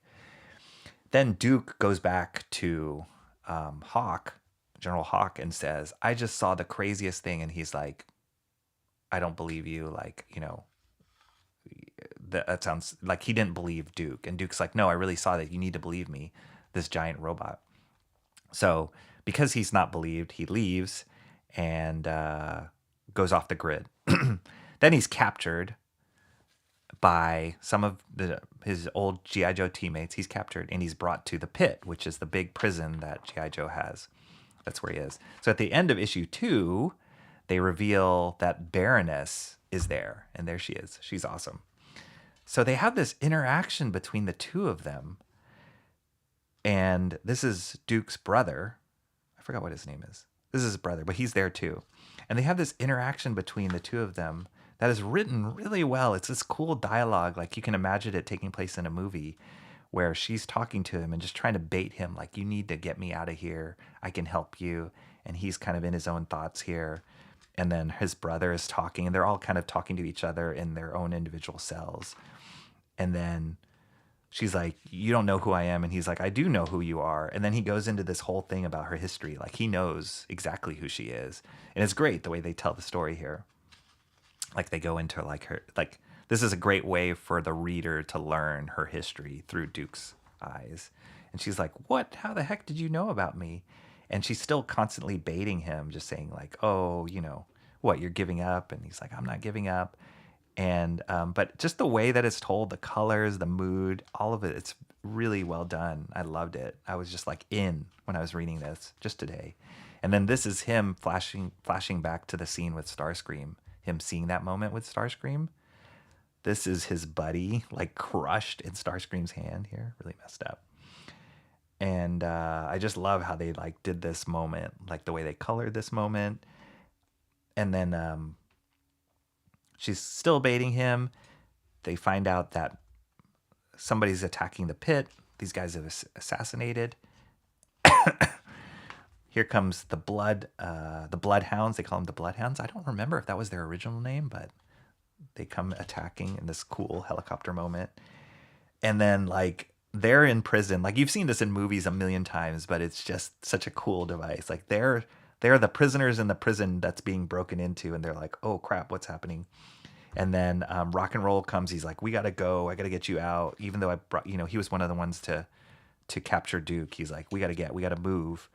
And then a big explosion happens. And then the Bloodhounds are there, shooting. Duke gets a gun, blah, blah, blah. And then, of course, Baroness is like, you gotta free me. And, of course, he frees her, right? And then you're like, is this a bad move, Duke? I love how this gun breaks the panel very slightly, very subtle break of the panel here. But it makes your eye kind of pop to it because he's handing the gun to her and saying, like, you better not make me regret this. Great drawing. And Rock and Roll, oh yeah, Clutch, that's his brother's name. And then Rock and Roll's trapped here, and they're trying to free him. He gets totally jacked in the back of the head. It's Major Blood. It's like this awesome fight. Boom, boom, boom. And he shoots Duke here. This is gonna be a spoiler alert, guys. He shoots Duke here. Duke's down. He's like, you sucker, I'm gonna kill you. There's a huge bounty on your head. I'm gonna kill you. Points a gun, awesome gun, in Duke's face. And then, boom, he gets shot in the head. And this is how these comics are going in the Energon universe. They are not pulling punches with people dying and violence in it. And it's awesome because the stakes, I've said this a number of times, but they've really raised the stakes on the stories that they're telling. So it's all the characters we love, all the nostalgia, but they raise the stakes and it kind of matures it up. And then it's Baroness who basically just cold-blooded shot Major Blood in the head. And I'm like, is he dead? Is that it? Is that it for Major Blood? Because he's a major character, but I don't know. That's it. And that makes me want to read the next issue. So it's really cool. Yeah, here are the other books. Void Rivals, Transformers. This one's going to end soon. Number 5 already came out. So number 6 is the last one that, well, at least this run is going to end. Daniel Warren Johnson is going to continue writing it, but he won't be drawing it anymore. His artwork on Transformers has been bananas good. It's so good. One of my favorite books right now. And then here's Cobra Commander. This one's getting good too. Yeah. So anyway, that's Duke. They're just fun books. They like tap into this like military espionage, and the stuff that we loved about the previous characters. They're respectful of the previous characters, but also, like I said, raising the stakes a little bit. But it's good. It's really fun. If you're a fan of military sci-fi stuff. It's really well done. So that's Duke number 3. Okay, let me catch up here just a little bit while I can. Does this mean we can call you the Big Tomato in a Burgess Meredith voice? Sure. Is that because I said you can call me anything? What work did you do in your studio, Rocky? So we did a lot of work. We were a small to mid-sized animation studio in the Bay Area. We started off doing commercials. So our main commercials that we did, I don't know, some people actually, the people that worked at Comics Experience, when I was talking to them about kind of my history and why I was doing what I was doing and why I was doing comics love comics and whatnot. They were like, oh my gosh, you guys worked on those commercials? So the main commercials that the studio that I had was called GhostBot, like Ghost Robot, but GhostBot. And the commercials that we worked on, which were some of our first jobs out the gate, was the first campaign out the gate, was called the Esurance commercials. And it was for at the time, web insurance, like getting your insurance company on the web was like a foreign concept. People usually had like the brick and mortar places that they trust their insurance. And so Esurance was this hotshot startup that was trying to do things differently to appeal to a younger crowd. And so they hired us to produce these commercials. They had this crazy idea to do animated commercials where it was a pink-haired spy girl selling insurance, had nothing to do with insurance. It was just, they just wanted something cool. They were referencing, like, I don't know if you guys remember that TV show Alias.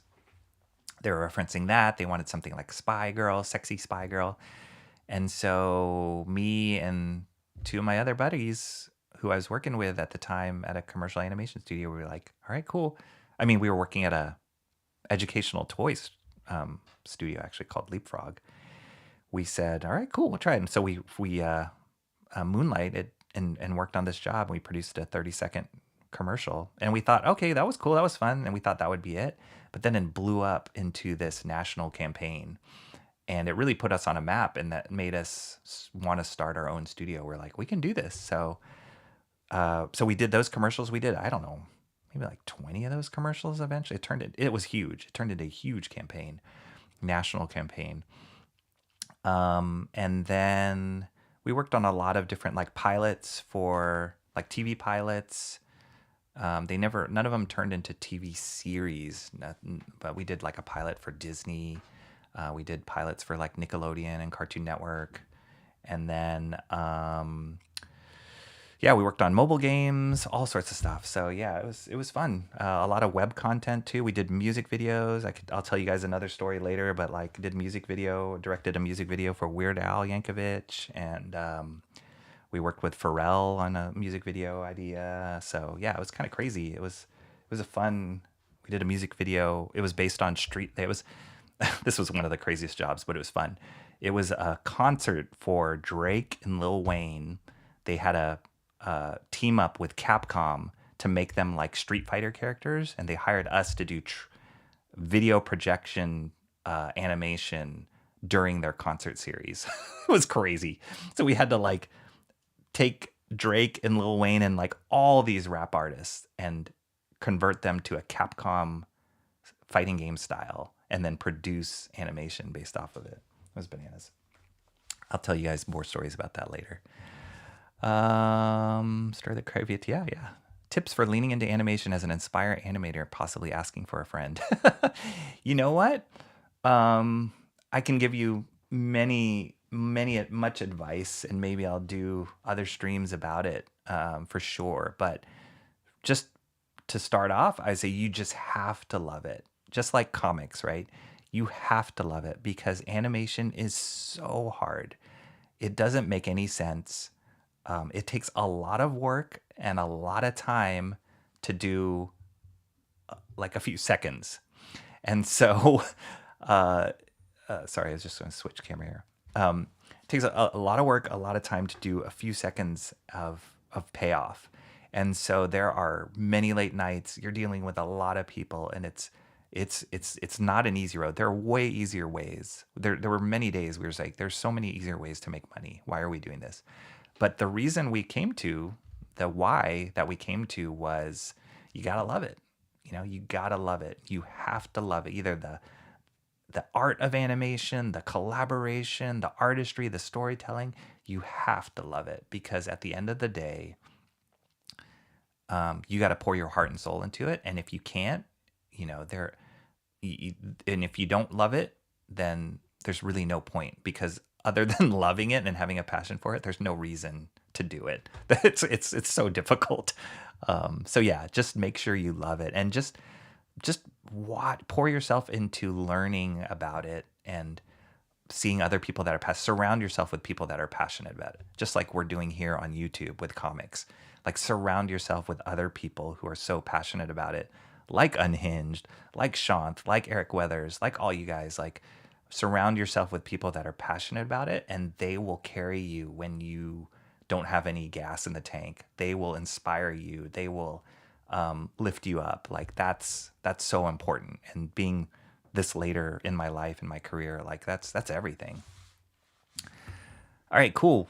Let's go to the next comic. I'll get a couple more of these chats. I get it about rediscovering your creativity. I started getting it back when drawing again a little more and editing videos. There you go. Do what it takes. Whatever it is that you're passionate. It doesn't have to be comics. It can be anything. It can be, and that's the amazing thing about YouTube, right? Like, whatever it is that you can be passionate about, somebody on YouTube is doing it. And if not, you can do it. Like, that's how cool it is, how easy it is. So yeah, whatever it takes to rediscover that passion. Awesome One says, I'm currently looking at my shelf filled with unread comics, manga, graphic novel. That could also be a passion or a motivation. Jelly Belly has made pizza jelly beans. Okay. Oh, you guys are talking. You guys, all right. I'm going to let you guys have that conversation. I have a Mutiny on the Bounty book, copyright 1932, next to my One Piece manga. Do I know what is Mutiny on the Bounty book, copyright 1932? Mutiny on the Bounty. I don't think I know that book. It's a 1932 book next to One Piece. That's awesome. Like, you can have such disparate, passions. It doesn't matter.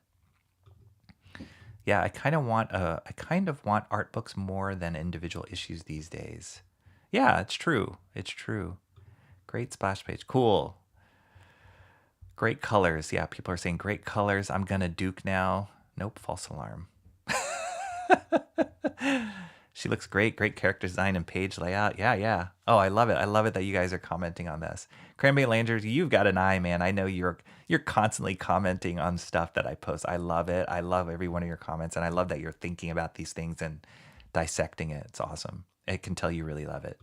Crazy art and effects on the Starscream page. So these splash pages are gorgeous.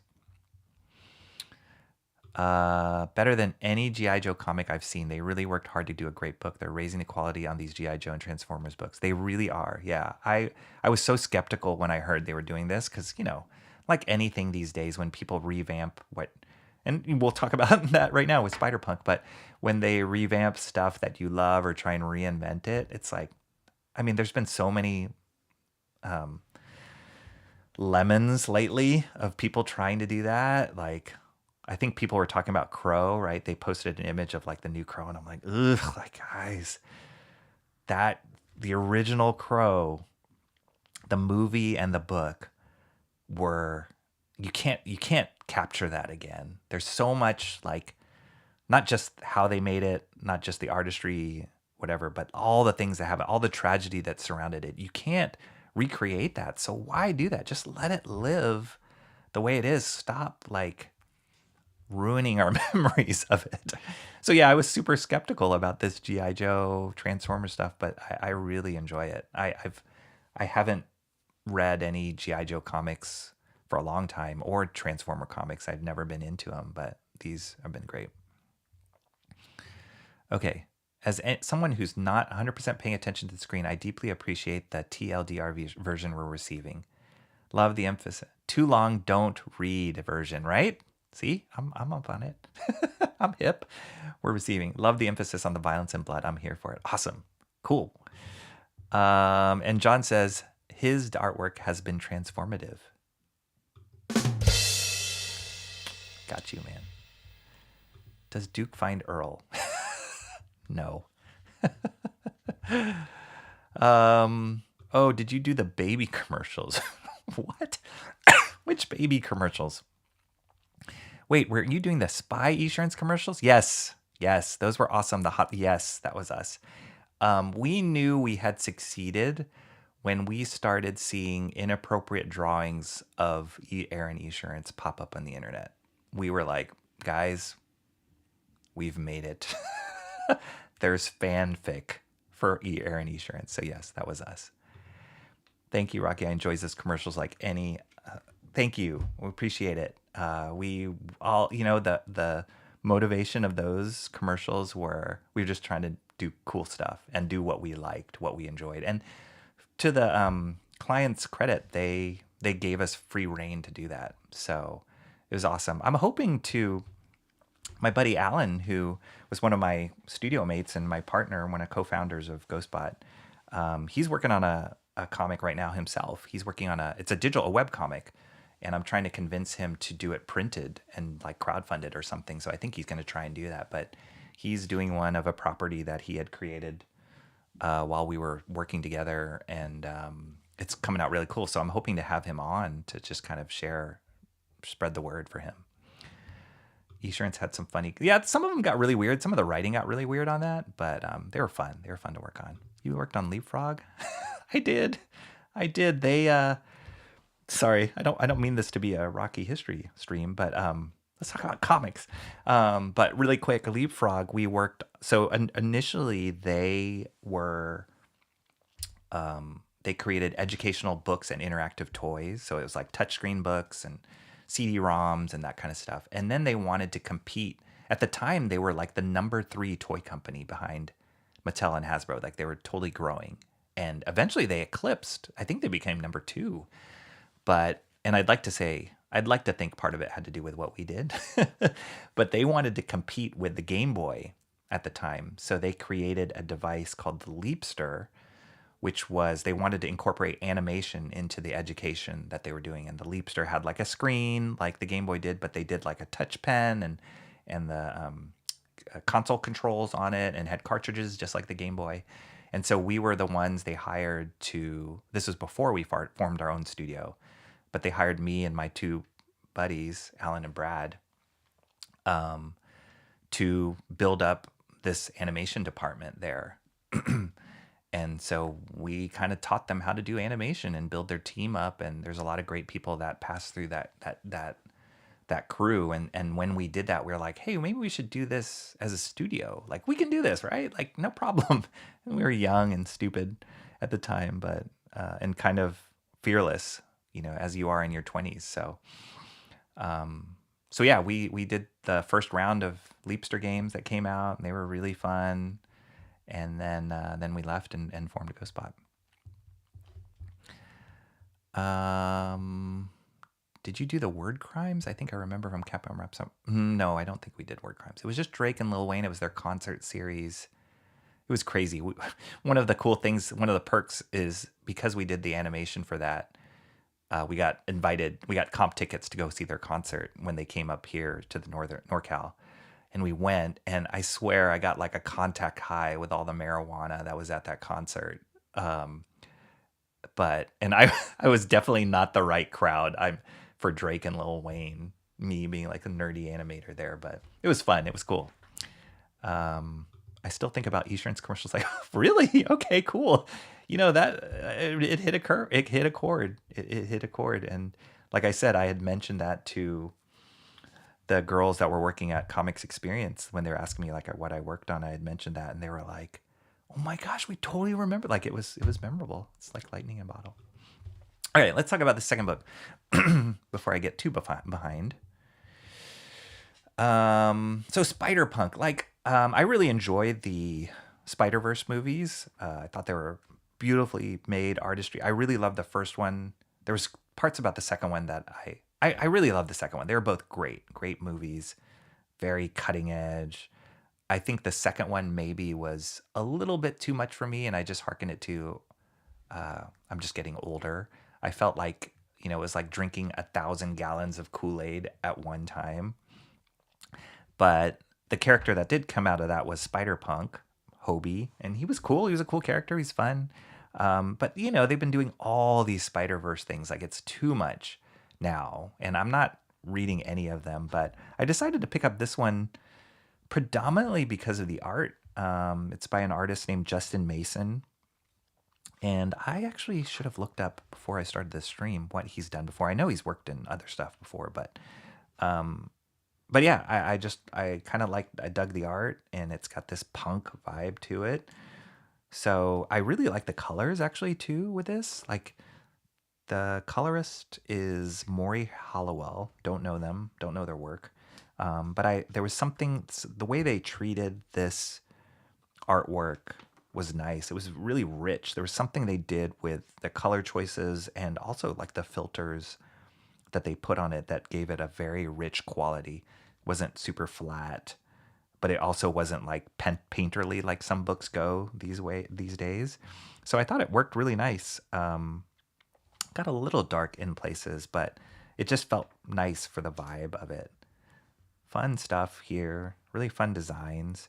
So I will say, and I'm not a big fan of this character, Ms. Marvel. I'm not a big fan of Ironheart, or in this book she's called Riot Heart. I'm not like I said, not a huge fan of reinventing stuff, but I love the art style and how it's trying to be punk, quote unquote, and kind of fit with the story. Not a big fan of this like reinventing stuff. But yeah, it had some cool things in the artwork. I'd say the story was okay. I'll pick up issue 2. The thing I don't like about it is everybody is like edgy, punky, which I guess is the world that the Spider-Verse world that Spider-Punk comes from. That's the whole point. But when everybody is edgy, punky, everybody has a shaved head and colored hair and half a shaved head and is saying, playing guitars, everybody is it, then it kind of doesn't make the main punk guy special, right? So I kind of feel like, yeah, that's the point of the Spider-Punk verse, but it also goes against the whole idea of punk, which is like it's supposed to be counter everything else. And so if everything is counter, it's like, well, then you're all the same kind of. So that's kind of what I felt reading through this. But the artwork's nice. It's a nice style. It's got a nice edge to it. It's different than your standard superhero books. And like I said, the coloring adds another level to it, which I enjoyed. So I'll look into issue 2. I wasn't a big fan of Doc Ock's design. I'm not a fan of putting headphones on Captain America. But, whatever. So yeah, see, like everybody is punk. This is Bullseye, he's punk. So yeah, I get it. So anyway, interesting stuff, cool stuff. That's a cool cover though. This artist, it's not Justin Mason who did the cover. It's a Japanese artist, Takashi Okazaki. I'm assuming is a manga artist, but it's fun stuff. So there you go, Spider-Punk number 1. All right, let's see. What are you guys saying? Going to Gothics makes streaming and reading the chat look easy. I don't know how people do, and I know she has like hundreds of thousands of followers. I don't know how people do it. Like, I just talk faster, and I don't think that's the right solution. It just ends up making me talk like really fast. So I don't think that's the right solution. But yeah, some people have a great rhythm with it. Hopefully I'll learn more about it as I keep going. I'm passionate about making fun of people. I get that. Awesome one. And it's great. Lean into that passion. Man, don't crow about it. So good. I was bullied as a kid. Must be a side effect. Hee hee ha ha ha. Nervous laughter. Too long, didn't read. Oh, too long. Did I not say that? Did I say something? Didn't read? Don't read? Yeah, too long, didn't read. Good. TLDR. I always find people's TLDRs, though, are pretty long. So, I don't know. Do you have a TLDR for a TLDR? The baby talks with a grown dude's voice. No, we didn't do those. We definitely didn't do those. I expect that there would be inappropriate content around the insurance. Yep, much. There's a link for one. Thanks. Oh, Spy one. I think this was like a film noir one. I was art director on that one. I love film noir. That's my jam. So I think that one is, or maybe that's the first one. Wow, 2005. Man, we're old. I may have had a Leapster as a kid. It's been a long time, but I remember having some kind of leapfrog device. You're unlocking my hidden. Awesome. Yeah, if it had a screen on it, like a Game Boy screen, like a digital screen or LCD screen, that was us. Is it just me, or are Shant and Eric Weathers definitely quiet? That's okay. Those guys are tired. Didn't you hear that? Eric Weathers is taking a nap. This is Eric Weathers' move, though. If I know him, and I've seen him pop up in many chats before, he'll usually say hi, hello, and then he's quiet. Like, that dude's a listener. He's a listener. Into the Spider-Verse was great. Spider-Punk actually showed up into the Into the Spider-Verse comic series before the movie. Oh, okay, cool. Yeah. Oh, yeah. I think they had another series before this one, so I think you're right. I didn't pick that one up. Was that cool? I didn't pick that one up. I just like this one because of the art, and it kind of grabbed me. Is anyone a fan? No comment. Once everyone Punk is, nobody is. Exactly. That is exactly it. Madam Web's big fail. Yep, I'm not watching it. Too bad they were operating without a net. John, I gotta get that rim shot really ready for you now. I was a fan of Ms. Marvel before she became Captain Marvel. Great powers and good looking. Yes, the original Ms. Marvel for sure. I loved the Carol Danvers Ms. Marvel. When her thing with Rogue, loved her. She was amazing. Like that octopus splash page? Yeah, cool. When everyone is Rocky, no one, exactly, right? Everybody, yeah, you can't have more than one Rocky. I like his splash pages and cover. I don't like the character though. I'm kind of in the same boat. So yeah, I'll give issue 2 a try.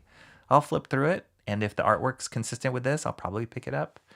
But the funny thing with comics for me, and is for everybody really, is that the story and the art and the price point and the character. Well, I won't even put price point in there. But the story, the art, the character, like the connectedness that you have with the character and the genre all have to hit in the right, like, kind of meet together. The planets have to align for you to really get into a comic book. But once it does, then that's magic. Shant is watching Creative Block for Nosferatu 2 ideas, I'm sure. Oh boy. You think in your head and respond to the comments that stick out to you. What you especially want to focus. Yeah, unfortunately, I read all the comics in my head and they all stick out to me. So that's why I'm talking too fast. But I've been skipping the one about the lollipops and stuff. So there you go. Phil Diaz does it too, Rocky. I call him the drive-by greetings. Nice. Eric listens because he's always lettering. Exactly. That dude's so busy. Should I rejoin the chat? Should I not rejoin the chat? Yeah, I don't know. I'm glad you remember the Rogue Ms. Marvel arc, Rocky. Yeah, I have a fond connection with Rogue because everybody gets my name confused with hers. But no, I love that character too. And yeah, that internal conflict and that dynamic between the two of them was so awesome. And Chris Claremont did a great job of like dancing between the two and making Rogue like a victim and not a victim. And then, yeah, I loved all that stuff. So it's really great. Comrade Sammy, what is going on, you guys? Come on. Let's make up. Let's be friends. I didn't pick up the Spider-Punk issue, but I did pick up the other, the horror Spider-Man issue, the Robot the Noir issue, Spider-Gwen. Okay, cool. Nice. Yeah, I never got into Spider-Gwen. I liked her in the movie. I really liked her character in the movie. I tried to read the book when it came out, and it was okay. It was all right. I haven't seen the Noir issue. I haven't seen those other issues, so maybe I'll go look for them. There we go. Well, it's always good to see Comrade Sammy. Got the Spider-Gwen issue signed by the creator. Oh, cool. Is that, is it Rico Renzetti? Or is it the writer? Let me know, Cranberry Lancers. All right, cool. So the third book I was going to bring up, I got 4 total. So this one's the third one, is Ronin Book 2, number 6. And I've talked about Ronin Book 2 before on some of my previous Wednesday comics. But this is the last one of Book 2, and I thought I'd go over it. I love Frank Miller. He is in the top 5 for me as far as comic book creators. I know that there's a lot of debate about his current stuff or some of the stuff that was like less mainstream. But I just think he is such a incredible comic guy. Not just a great artist, not just a great writer, but just a comic guy. And he has changed the medium, really, changed comics forever since some of the books he did. So yeah, I love the original Ronin series. And so when this one came out, I was in. He didn't draw all the issues. The other artist was Philip Tan. And I don't know, it's kind of, there's not that much information out there that I've found of why Philip Tan dropped off this book. I kind of feel like he was doing fine at the beginning, but there was an issue or two that Frank Miller came in and he drew. And I know he was working off of Frank Miller's layouts. And their styles are very different. For those of you who have seen the previous versions, the previous books, their styles are very different. And I myself was like, how is this going to work out? Because you guys are drawing so different. But it was cool. Like, there's cool stuff. Philip Tan's great artist. Whether he's great with Frank Miller, that's up for debate. I don't think it's a perfect pairing, but he's a great artist in his own right. And again, I love Frank Miller. All versions of Frank Miller, I love it.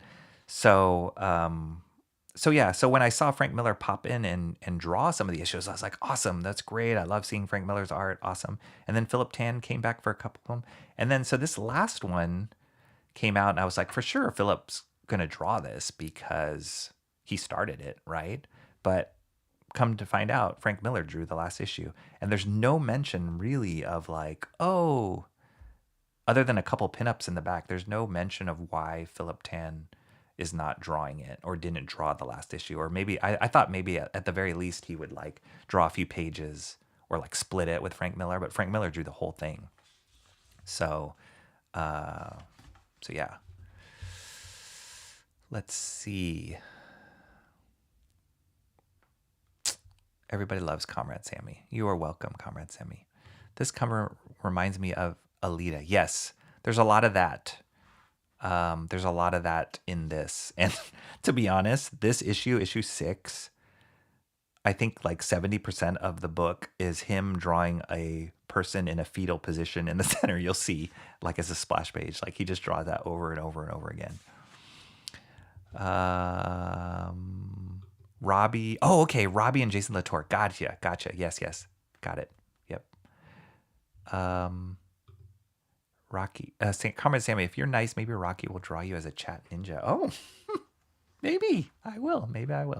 Yeah, the cover's awesome. It's a 2-pager. Look at that. Like, I know Frank Miller's style has changed. So much has changed with his style, but so much is the same if you think about it. Like, and his layouts are so powerful and so precise. Like, I know there's been a lot of debate about like some of the crazy drawings he's done for covers and stuff recently, but I love it. I love his version, the Frank Miller version now. I love the Frank Miller before. I just think he's a genius. And he's getting older, so he's evolving with it, but I just love that he's still doing it and he's still doing crazy comics things. Now, that all being said, the writing in this book, I feel like after I've read all six issues, and I've actually had multiple conversations with people about these books, talked to Frank about it at Amazing Fantasy. You leave some of these books going, what in the heck is this story? For those of you who have not read the original Ronin, I have both the... let me grab it. Hang on one second.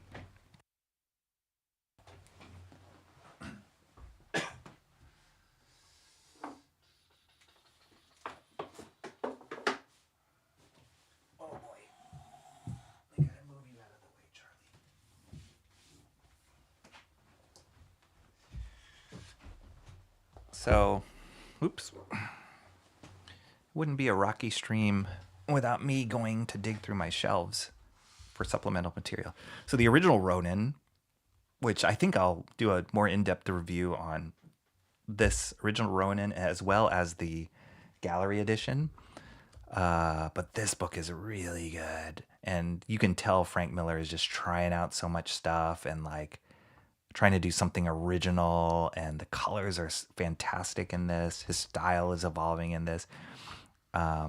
It's a great book. And the story is so different and crazy good. And yeah, it's awesome. It's just this awesome like merging of these different influences that Frank had. Like he was influenced by Lone Wolf and Cub and like, you know, sci-fi, like British sci-fi comics and film noir. And he was just kind of throwing it all in the bucket and stirring it around, and he created Ronin.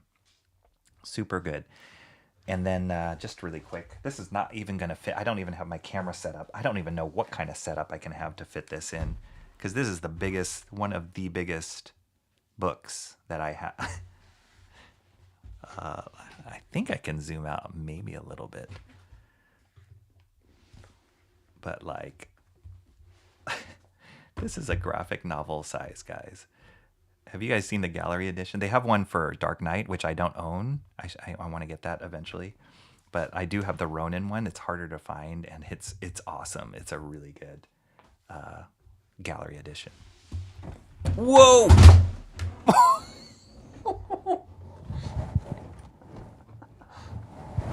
Oh, jeez. That was disastrous. Oh, boy. That's a first. Okay, hang on. I just killed the stream. Hang on, everybody. We got this. Whoops. That's how big that book was. Wow. I wish I had like a standby button. I was actually working on one. Sorry, everyone. That was an adventure. Let me go back to normalcy here. Oh, boy. Sorry. Oh, boy. It's live. Maybe I'm going to go back to pre-recorded videos. Okay, wait. Let me, where is the framing I had? Oh, geez. I, like, really jacked it up. All right, we're all okay. Is everybody okay? My, this literally, like, whacked out. Boy. We're good. And all right. I have the camera on a tripod, and it's behind my monitor, but it's not like locked down. Oh my gosh. I think even this got shifted. All right, we're good. Wait, let me see the, I gotta see what, oh wait, my mic. Sorry, my mic was knocked out too. All right. Sorry, Emo Trash says, I much appreciate the time I spent here with y'all, but now I choose to go to bed unlike other college students. John, Comrade Sammy, y'all behave. All right. See you later, Emo Trash. Thanks for coming. Sorry it ended with a collapse, with an earthquake. Okay, I think I lost some followers because I just did that. I looked away and heard a crash. We always here we go. Sean never has these kind of oh my gosh. We try and be so cool and so professional, get all the lights and everything ready, but at the end of the day, we trip over ourselves. Oh my gosh, is this straight? Jeez Louise. Okay, sorry. Oh boy. All right, cool. Ronin looks good. I usually don't go for the sketchy look. Yeah, no, it's great. It's a great book. The first one's great. So the second one, sorry, I'm just trying to get back and kind of get my composure. The second one, so I was hoping for more of that with this second one, but I feel like the only thing I can describe it after reading the whole series is it feels like I'm reading a poem, and it's kind of like the way that he repeats dialogue, the way he has this like cadence with his and he repeats things over and over and over again, kind of these same phrases over and over again. It's almost like a song, like a poem, and it's kind of abstract.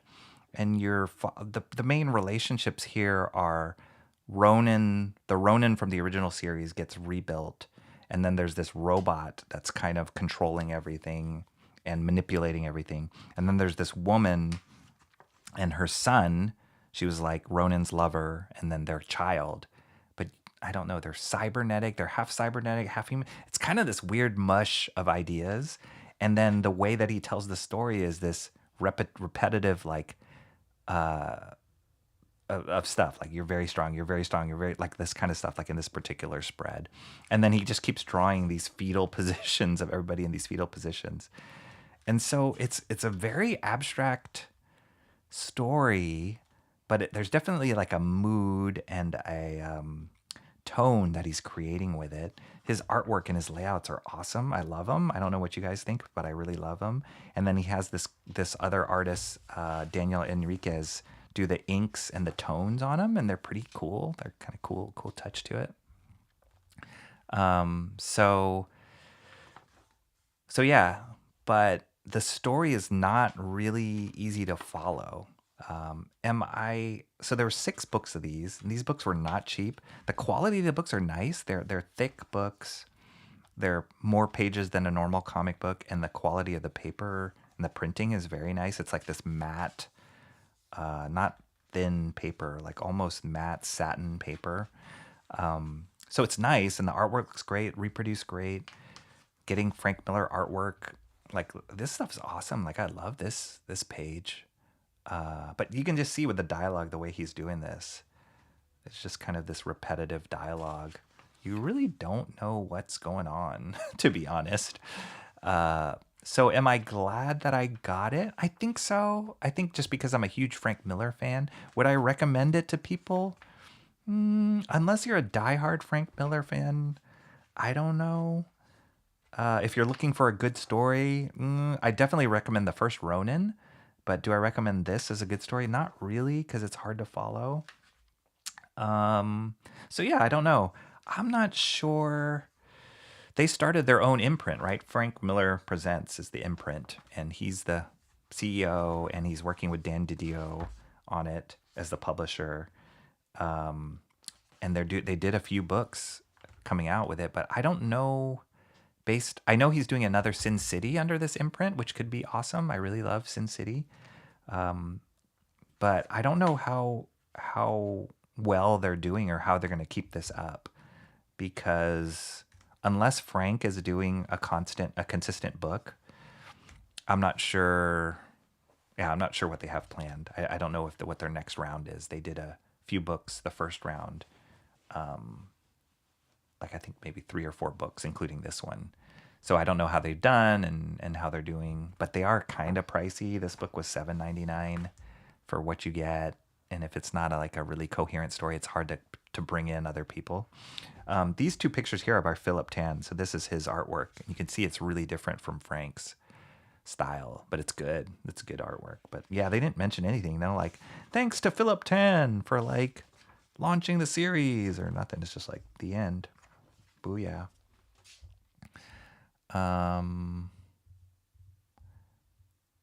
Let's see. Sorry, I missed a bunch here. I don't know if that scream was for when the camera fell, but I needed it. Is that coming out of his groin? Yeah, that's this is Frank Miller we're talking about. This is Frank Miller we're talking about. That is coming out of his groin. I think that's intentional. I enjoyed 300. Yeah, I did too. I just picked up, maybe several months ago, I found his book, Holy Terror, which was really controversial, but it's awesome. To be honest, it's really awesome, but there's a lot of racial things people had problems with, and they got really angry with Frank Miller for it. And it was very hot off of like 9/11. So he's a New Yorker through and through, and he had a lot to say about it. So it hit hard, but you wouldn't expect anything different from Frank Miller. He's mixing manga and French, it seems. Yep, that's totally what he did with Ronin. Ronin looks good. I usually don't go for... Oh, yeah, I already read that. Yeah. Speaking of samurai, I got suggested Blades of the Guardians, a Chinese anime about samurai. Oh, okay, cool. I'll check that out. That sounds cool. Rocky is destroying things like a Ronin. It was intentional. I totally meant to do that, guys. Did I just get a Rocky alert on my phone about large books being dropped? It's possible. It really is possible. I'm glad that didn't land on me. Seeing Rocky's deep-seated aggressive tendencies, John. Violent. You guys. I like his page. Yeah, his page layout. And Philip Tan was following his page layouts. I almost feel like Frank Miller is the only one who can really do his own layouts justice. Because seeing Philip Tan's work, as you can tell, it's like really rendered. It almost didn't work. Like Frank's going like super graphic now in his older age. And he's always been, but even more so in his older age. And so I don't know if that works for somebody who's so highly rendered like Philip Tan. Not to be too picky, I'm not a fan of the low detail art. No problem. You know, everybody's got their opinions, so that's a totally valid one. Groomsman has always hinted at a predisposition violence. $7.99, so selling on a name. Yep, I think that's what it was, you know. And I mean, to be fair, I bought it. I carried through the whole. I kind of knew the series was going this way. Like at issue 2 and 3, I was like, ooh, okay. But I stuck with it just because it's Frank Miller. Yeah, me too. He's great. I'm excited to see the next thing. We should really plan an intervention.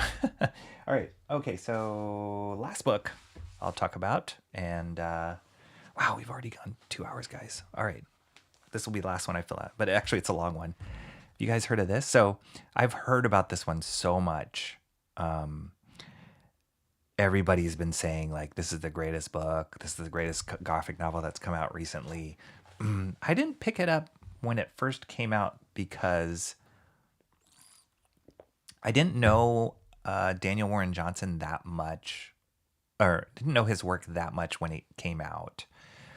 And I'm not a huge, ironically, I was really into wrestling when I was like in elementary school, like Hulk Hogan and, you know, Junkyard Dog, all those guys. I was really into, because it was kind of like comics. It was like live action comics.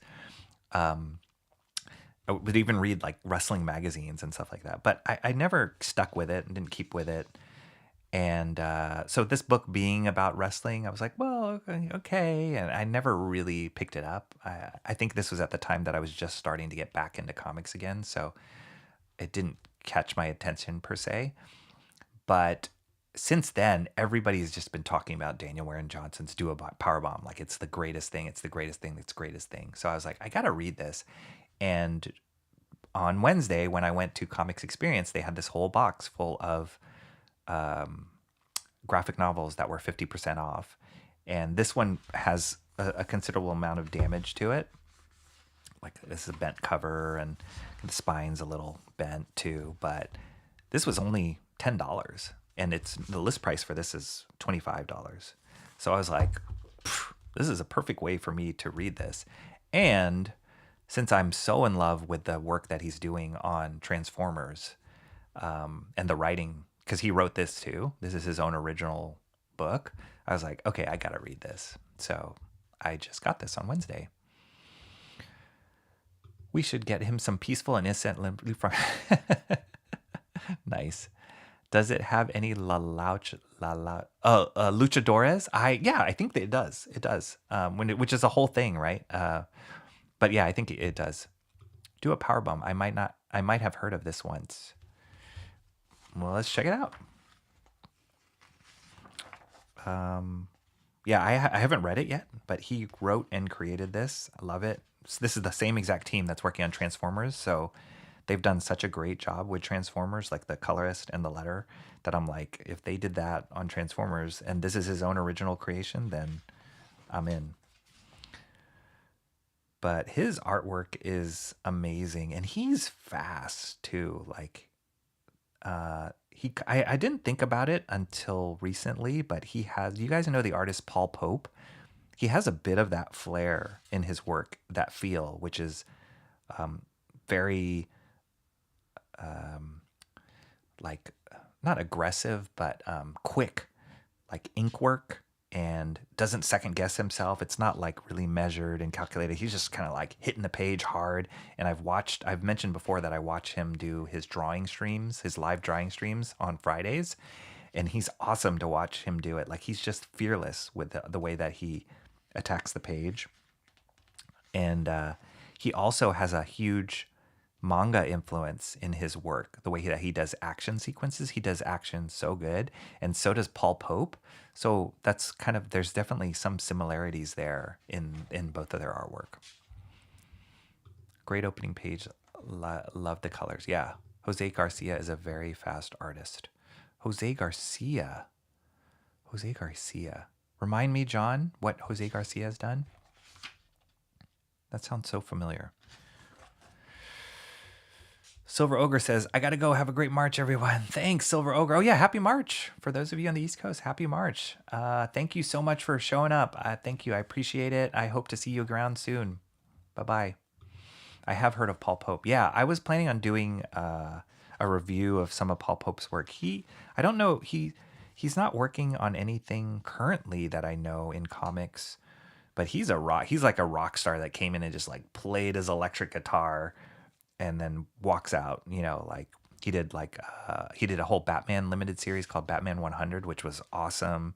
He did a book called Battling Boy, which I heard they're turning into, I know it was optioned as a movie, but I think they're doing a big reprint on that.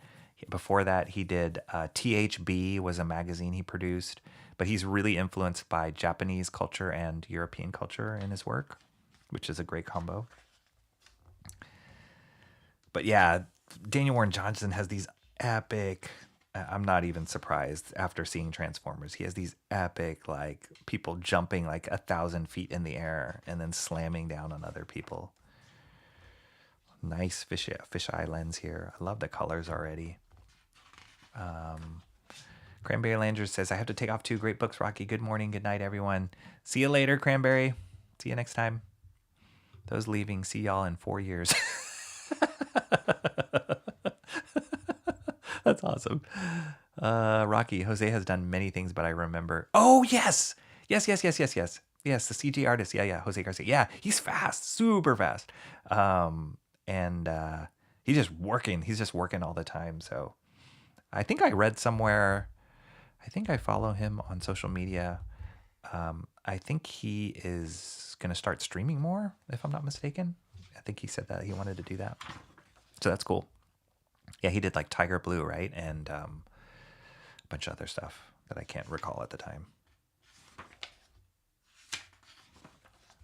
Anyway. All right, everybody's saying goodbye to Cranberry Langers. Thanks for sticking in, you guys. We'll be done after this book, but just wanted to flip through some of these pages. This is awesome. This is like his original black and white. I love this character design. So cool. He's got great design sense. Oh, cool. That's the black and white, and that's the color version right there. Mike Spicer. I think they're buddies. These are awesome colors. They work so well together. Their styles really merge together. This is, if you like any of this, this is exactly what Transformers is. So it's cool. And he cranked this book out. Like, I mean, this is a thick graphic novel. How many issues was do a Powerbomb? Usually they say. I don't know. Oh, and another thing, you guys, if you like his work at all, there he is working. If you like his work at all, so there's this book, another original creation. This is man, he's done a lot. Jeez Wheeze. This book, Extremity, I've never read it, but they're coming out with an artist edition of this, the whole book of Extremity. Like, I've been getting the emails on it, so look it up. And if you're interested in his work and want to see like an artist edition of it, it's coming out soon, so get ready. I'm definitely getting that. Yeah, Tiger Blue, that's right. So yeah, this whole story, I mean, I guess it's about pro wrestling, but it's kind of hyper stylized. I can't wait to read it. Oh, I love these kind of... This guy's awesome. Whatever this guy does, it's great. But you can just see like how he stages. He does this a lot with like sound effects too. It's part of the artwork. Like he does these cool sound effects that go with it, and they're like drawn. You know, they're just not. I'm sure Eric Weathers could appreciate this, but they're not. You know, they're not like too clean computer lettering. Like they're really part of the artwork. Like this stuff is awesome. You've never seen a wrestling fight so epic as you are now.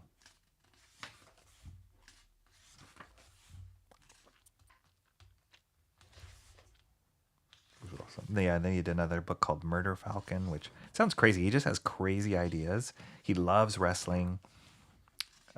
He loves everything. Talking like we had mentioned earlier about that passion, like he's just passionate. And if you see his streams, he's just passionate about what he's doing in his artwork. And it comes across in the work that he does. Fun stuff. I guess he's fighting some sort of crazy orangutan. That's awesome. Some sort of crazy orangutan. Yeah, this kind of feathering that he does is definitely a manga technique where they feather the motion and it just makes the speed move really fast. And he does it on the lettering too. It's awesome. And I love how he like stretches the letters with the direction of the action. This is a famous panel. I've seen this when they advertise this book, this like flip move. One thing I noticed, and I had mentioned this before in one of my reviews of Transformers, is he crams a lot of panels on a page, like little tiny ones, and he's just jamming it in there, but it's never distracting. It's just kind of his own thing. He almost feels like I just love how Daniel Warren Johnson doesn't seem like he's overthinking things. He's just going with his gut, and it's awesome. I need more of that in my life. I overthink things too much. This is great. He's like bending. He does a lot of these kind of pseudo wrestling moves in Transformers too. So like seeing the Transformers like do power slams and like jump kicks. It's all from his love of wrestling. I love that Daniel Warren Johnson is doing his own original stuff too, as well as weird. I felt like this was like a piece of paper in it, but I think it's part of the scan. How he's doing his own original creations as well as, mainstream stuff. He's doing it right. He's doing both of them just as fast and with the same amount of quality. So I only see, him getting better and better and better and better. It's one of the artists to look for right now. You've never seen a slap as epic as that.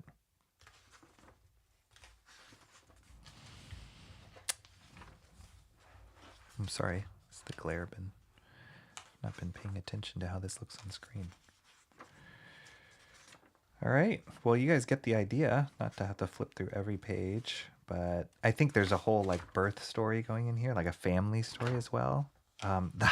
If you guys, I recommend you watch some of his streams. Like he has this one stream where he interviews his family talking about him. It's super cute. Like his dad, his sister, and his sister has like a baby, and like his mom, and he's interviewing them to talk about him being successful as a comic book. It's like really cute. But that's one thing that comes across, going back to the beginning when we were talking about unhinged and just being authentic and being, just totally embracing his passion. Like I feel like family is really important to Daniel Warren Johnson, and that comes across in his work. He injects that into his work. In Transformers, the idea of family is really important there, and it seems like in this book too. So I know he has a young daughter, and she's constantly like yelling in his streams and like talking in the background sometimes. So it's very fun. But when it just goes to show, like when you're true and authentic to who you are and your passion, like you can be so successful, and people can see that and feel that. These are awesome pinups. This is another artist. Total segue. Tyrell Cannon is another artist you guys should check out. He has a YouTube channel and he does draw streams on it. Draw streams as well, and he's really good. He does some indie comics that he prints out himself and sells himself. But I can totally see why he's doing a pinup here. This is another girl who does a lot of pinups and covers. Her name's Maria Wolf. She just got this cool, like, rock and roll style. Oh, Mateus Bergara. That's a great artist. Cool stuff here. Cool sketches. Yep. So that's Do a Powerbomb. Highly recommend that one. I haven't read it yet, but it seems like a great read. So well done. Thank you. Thanks, awesome one. That was a lot. Just like Fraga, his kids won't leave him alone. Yeah, sometimes you just gotta embrace it to try and stop it from spilling into your professional life or your passion. It's just hard. So you just gotta like lean into it. And wow, I'm really out of focus. Let me try and there we go. Wow, that was traumatic. All right. Well, thanks you guys. That's what I had for today. That's for my Wednesday comics. Lots to share, lots to talk about. Thank goodness I don't have to record a tired video. But I had the chance to share it with you guys, and I hope you like those books. Duke, Spider-Punk, Ronin 2, Do a Powerbomb. Yeah, check them out. Let me know what you think next time we meet. But hopefully that gave you a little bit of insight and just about my week. And I'm always like, oh, am I going to have something this weekend? I always have too much. I have too much. I still have a package that I have not opened. And I'm saving it for another unboxing stream, and it's killing me. I know what it is, so it's not killing me as much, but yeah, I've got too much stuff. It's getting crazy. So, wow, 10:36 for me. I know it's much later for a lot of you guys. Throwing your camera around will cause it to get out of focus. Who knew, right? Who knew? Boy, that was traumatic. Anyway, thanks, you guys. I won't keep you any longer, but thank you so much. Thank you, everybody that was in the chat who is still here. John, awesome one. Comrade Sammy, are you still lurking out there? Let me see. I can peek. Maybe not. Maybe she's asleep. Is the ninja still there? Comrade Sammy, John, awesome one. Cranberry Langers, I know, took off. Who else? We had, oh gosh, Emo Trash, Silver Ogre, Shanth, obviously, Eric Weathers. Did I miss anybody? Was K-pop here? Am I imagining that? No, that was a different stream. See, now I'm getting them all confused. Yeah, I think that was everybody. But thanks, you guys, for being in here. It was great talking with you. Great sharing all that I did today. I know it was a lot, but thank you for sticking with me and listening to me ramble and traveling with me as I fell. There we go. She's there. That's sneaky Comrade Sammy. Thanks you for waiting to unbox that. You guys are awesome. Thanks, Rocky in chat. Okay, awesome. God bless. I'll let you guys go. Oh, don't leave yet. Watch my outro. I got a new outro, so don't leave yet. But thank you so much. Let me know what you think about the outro in the comments. Like, subscribe. I know you guys already did it. Thank you for letting me get to 150. See you guys later.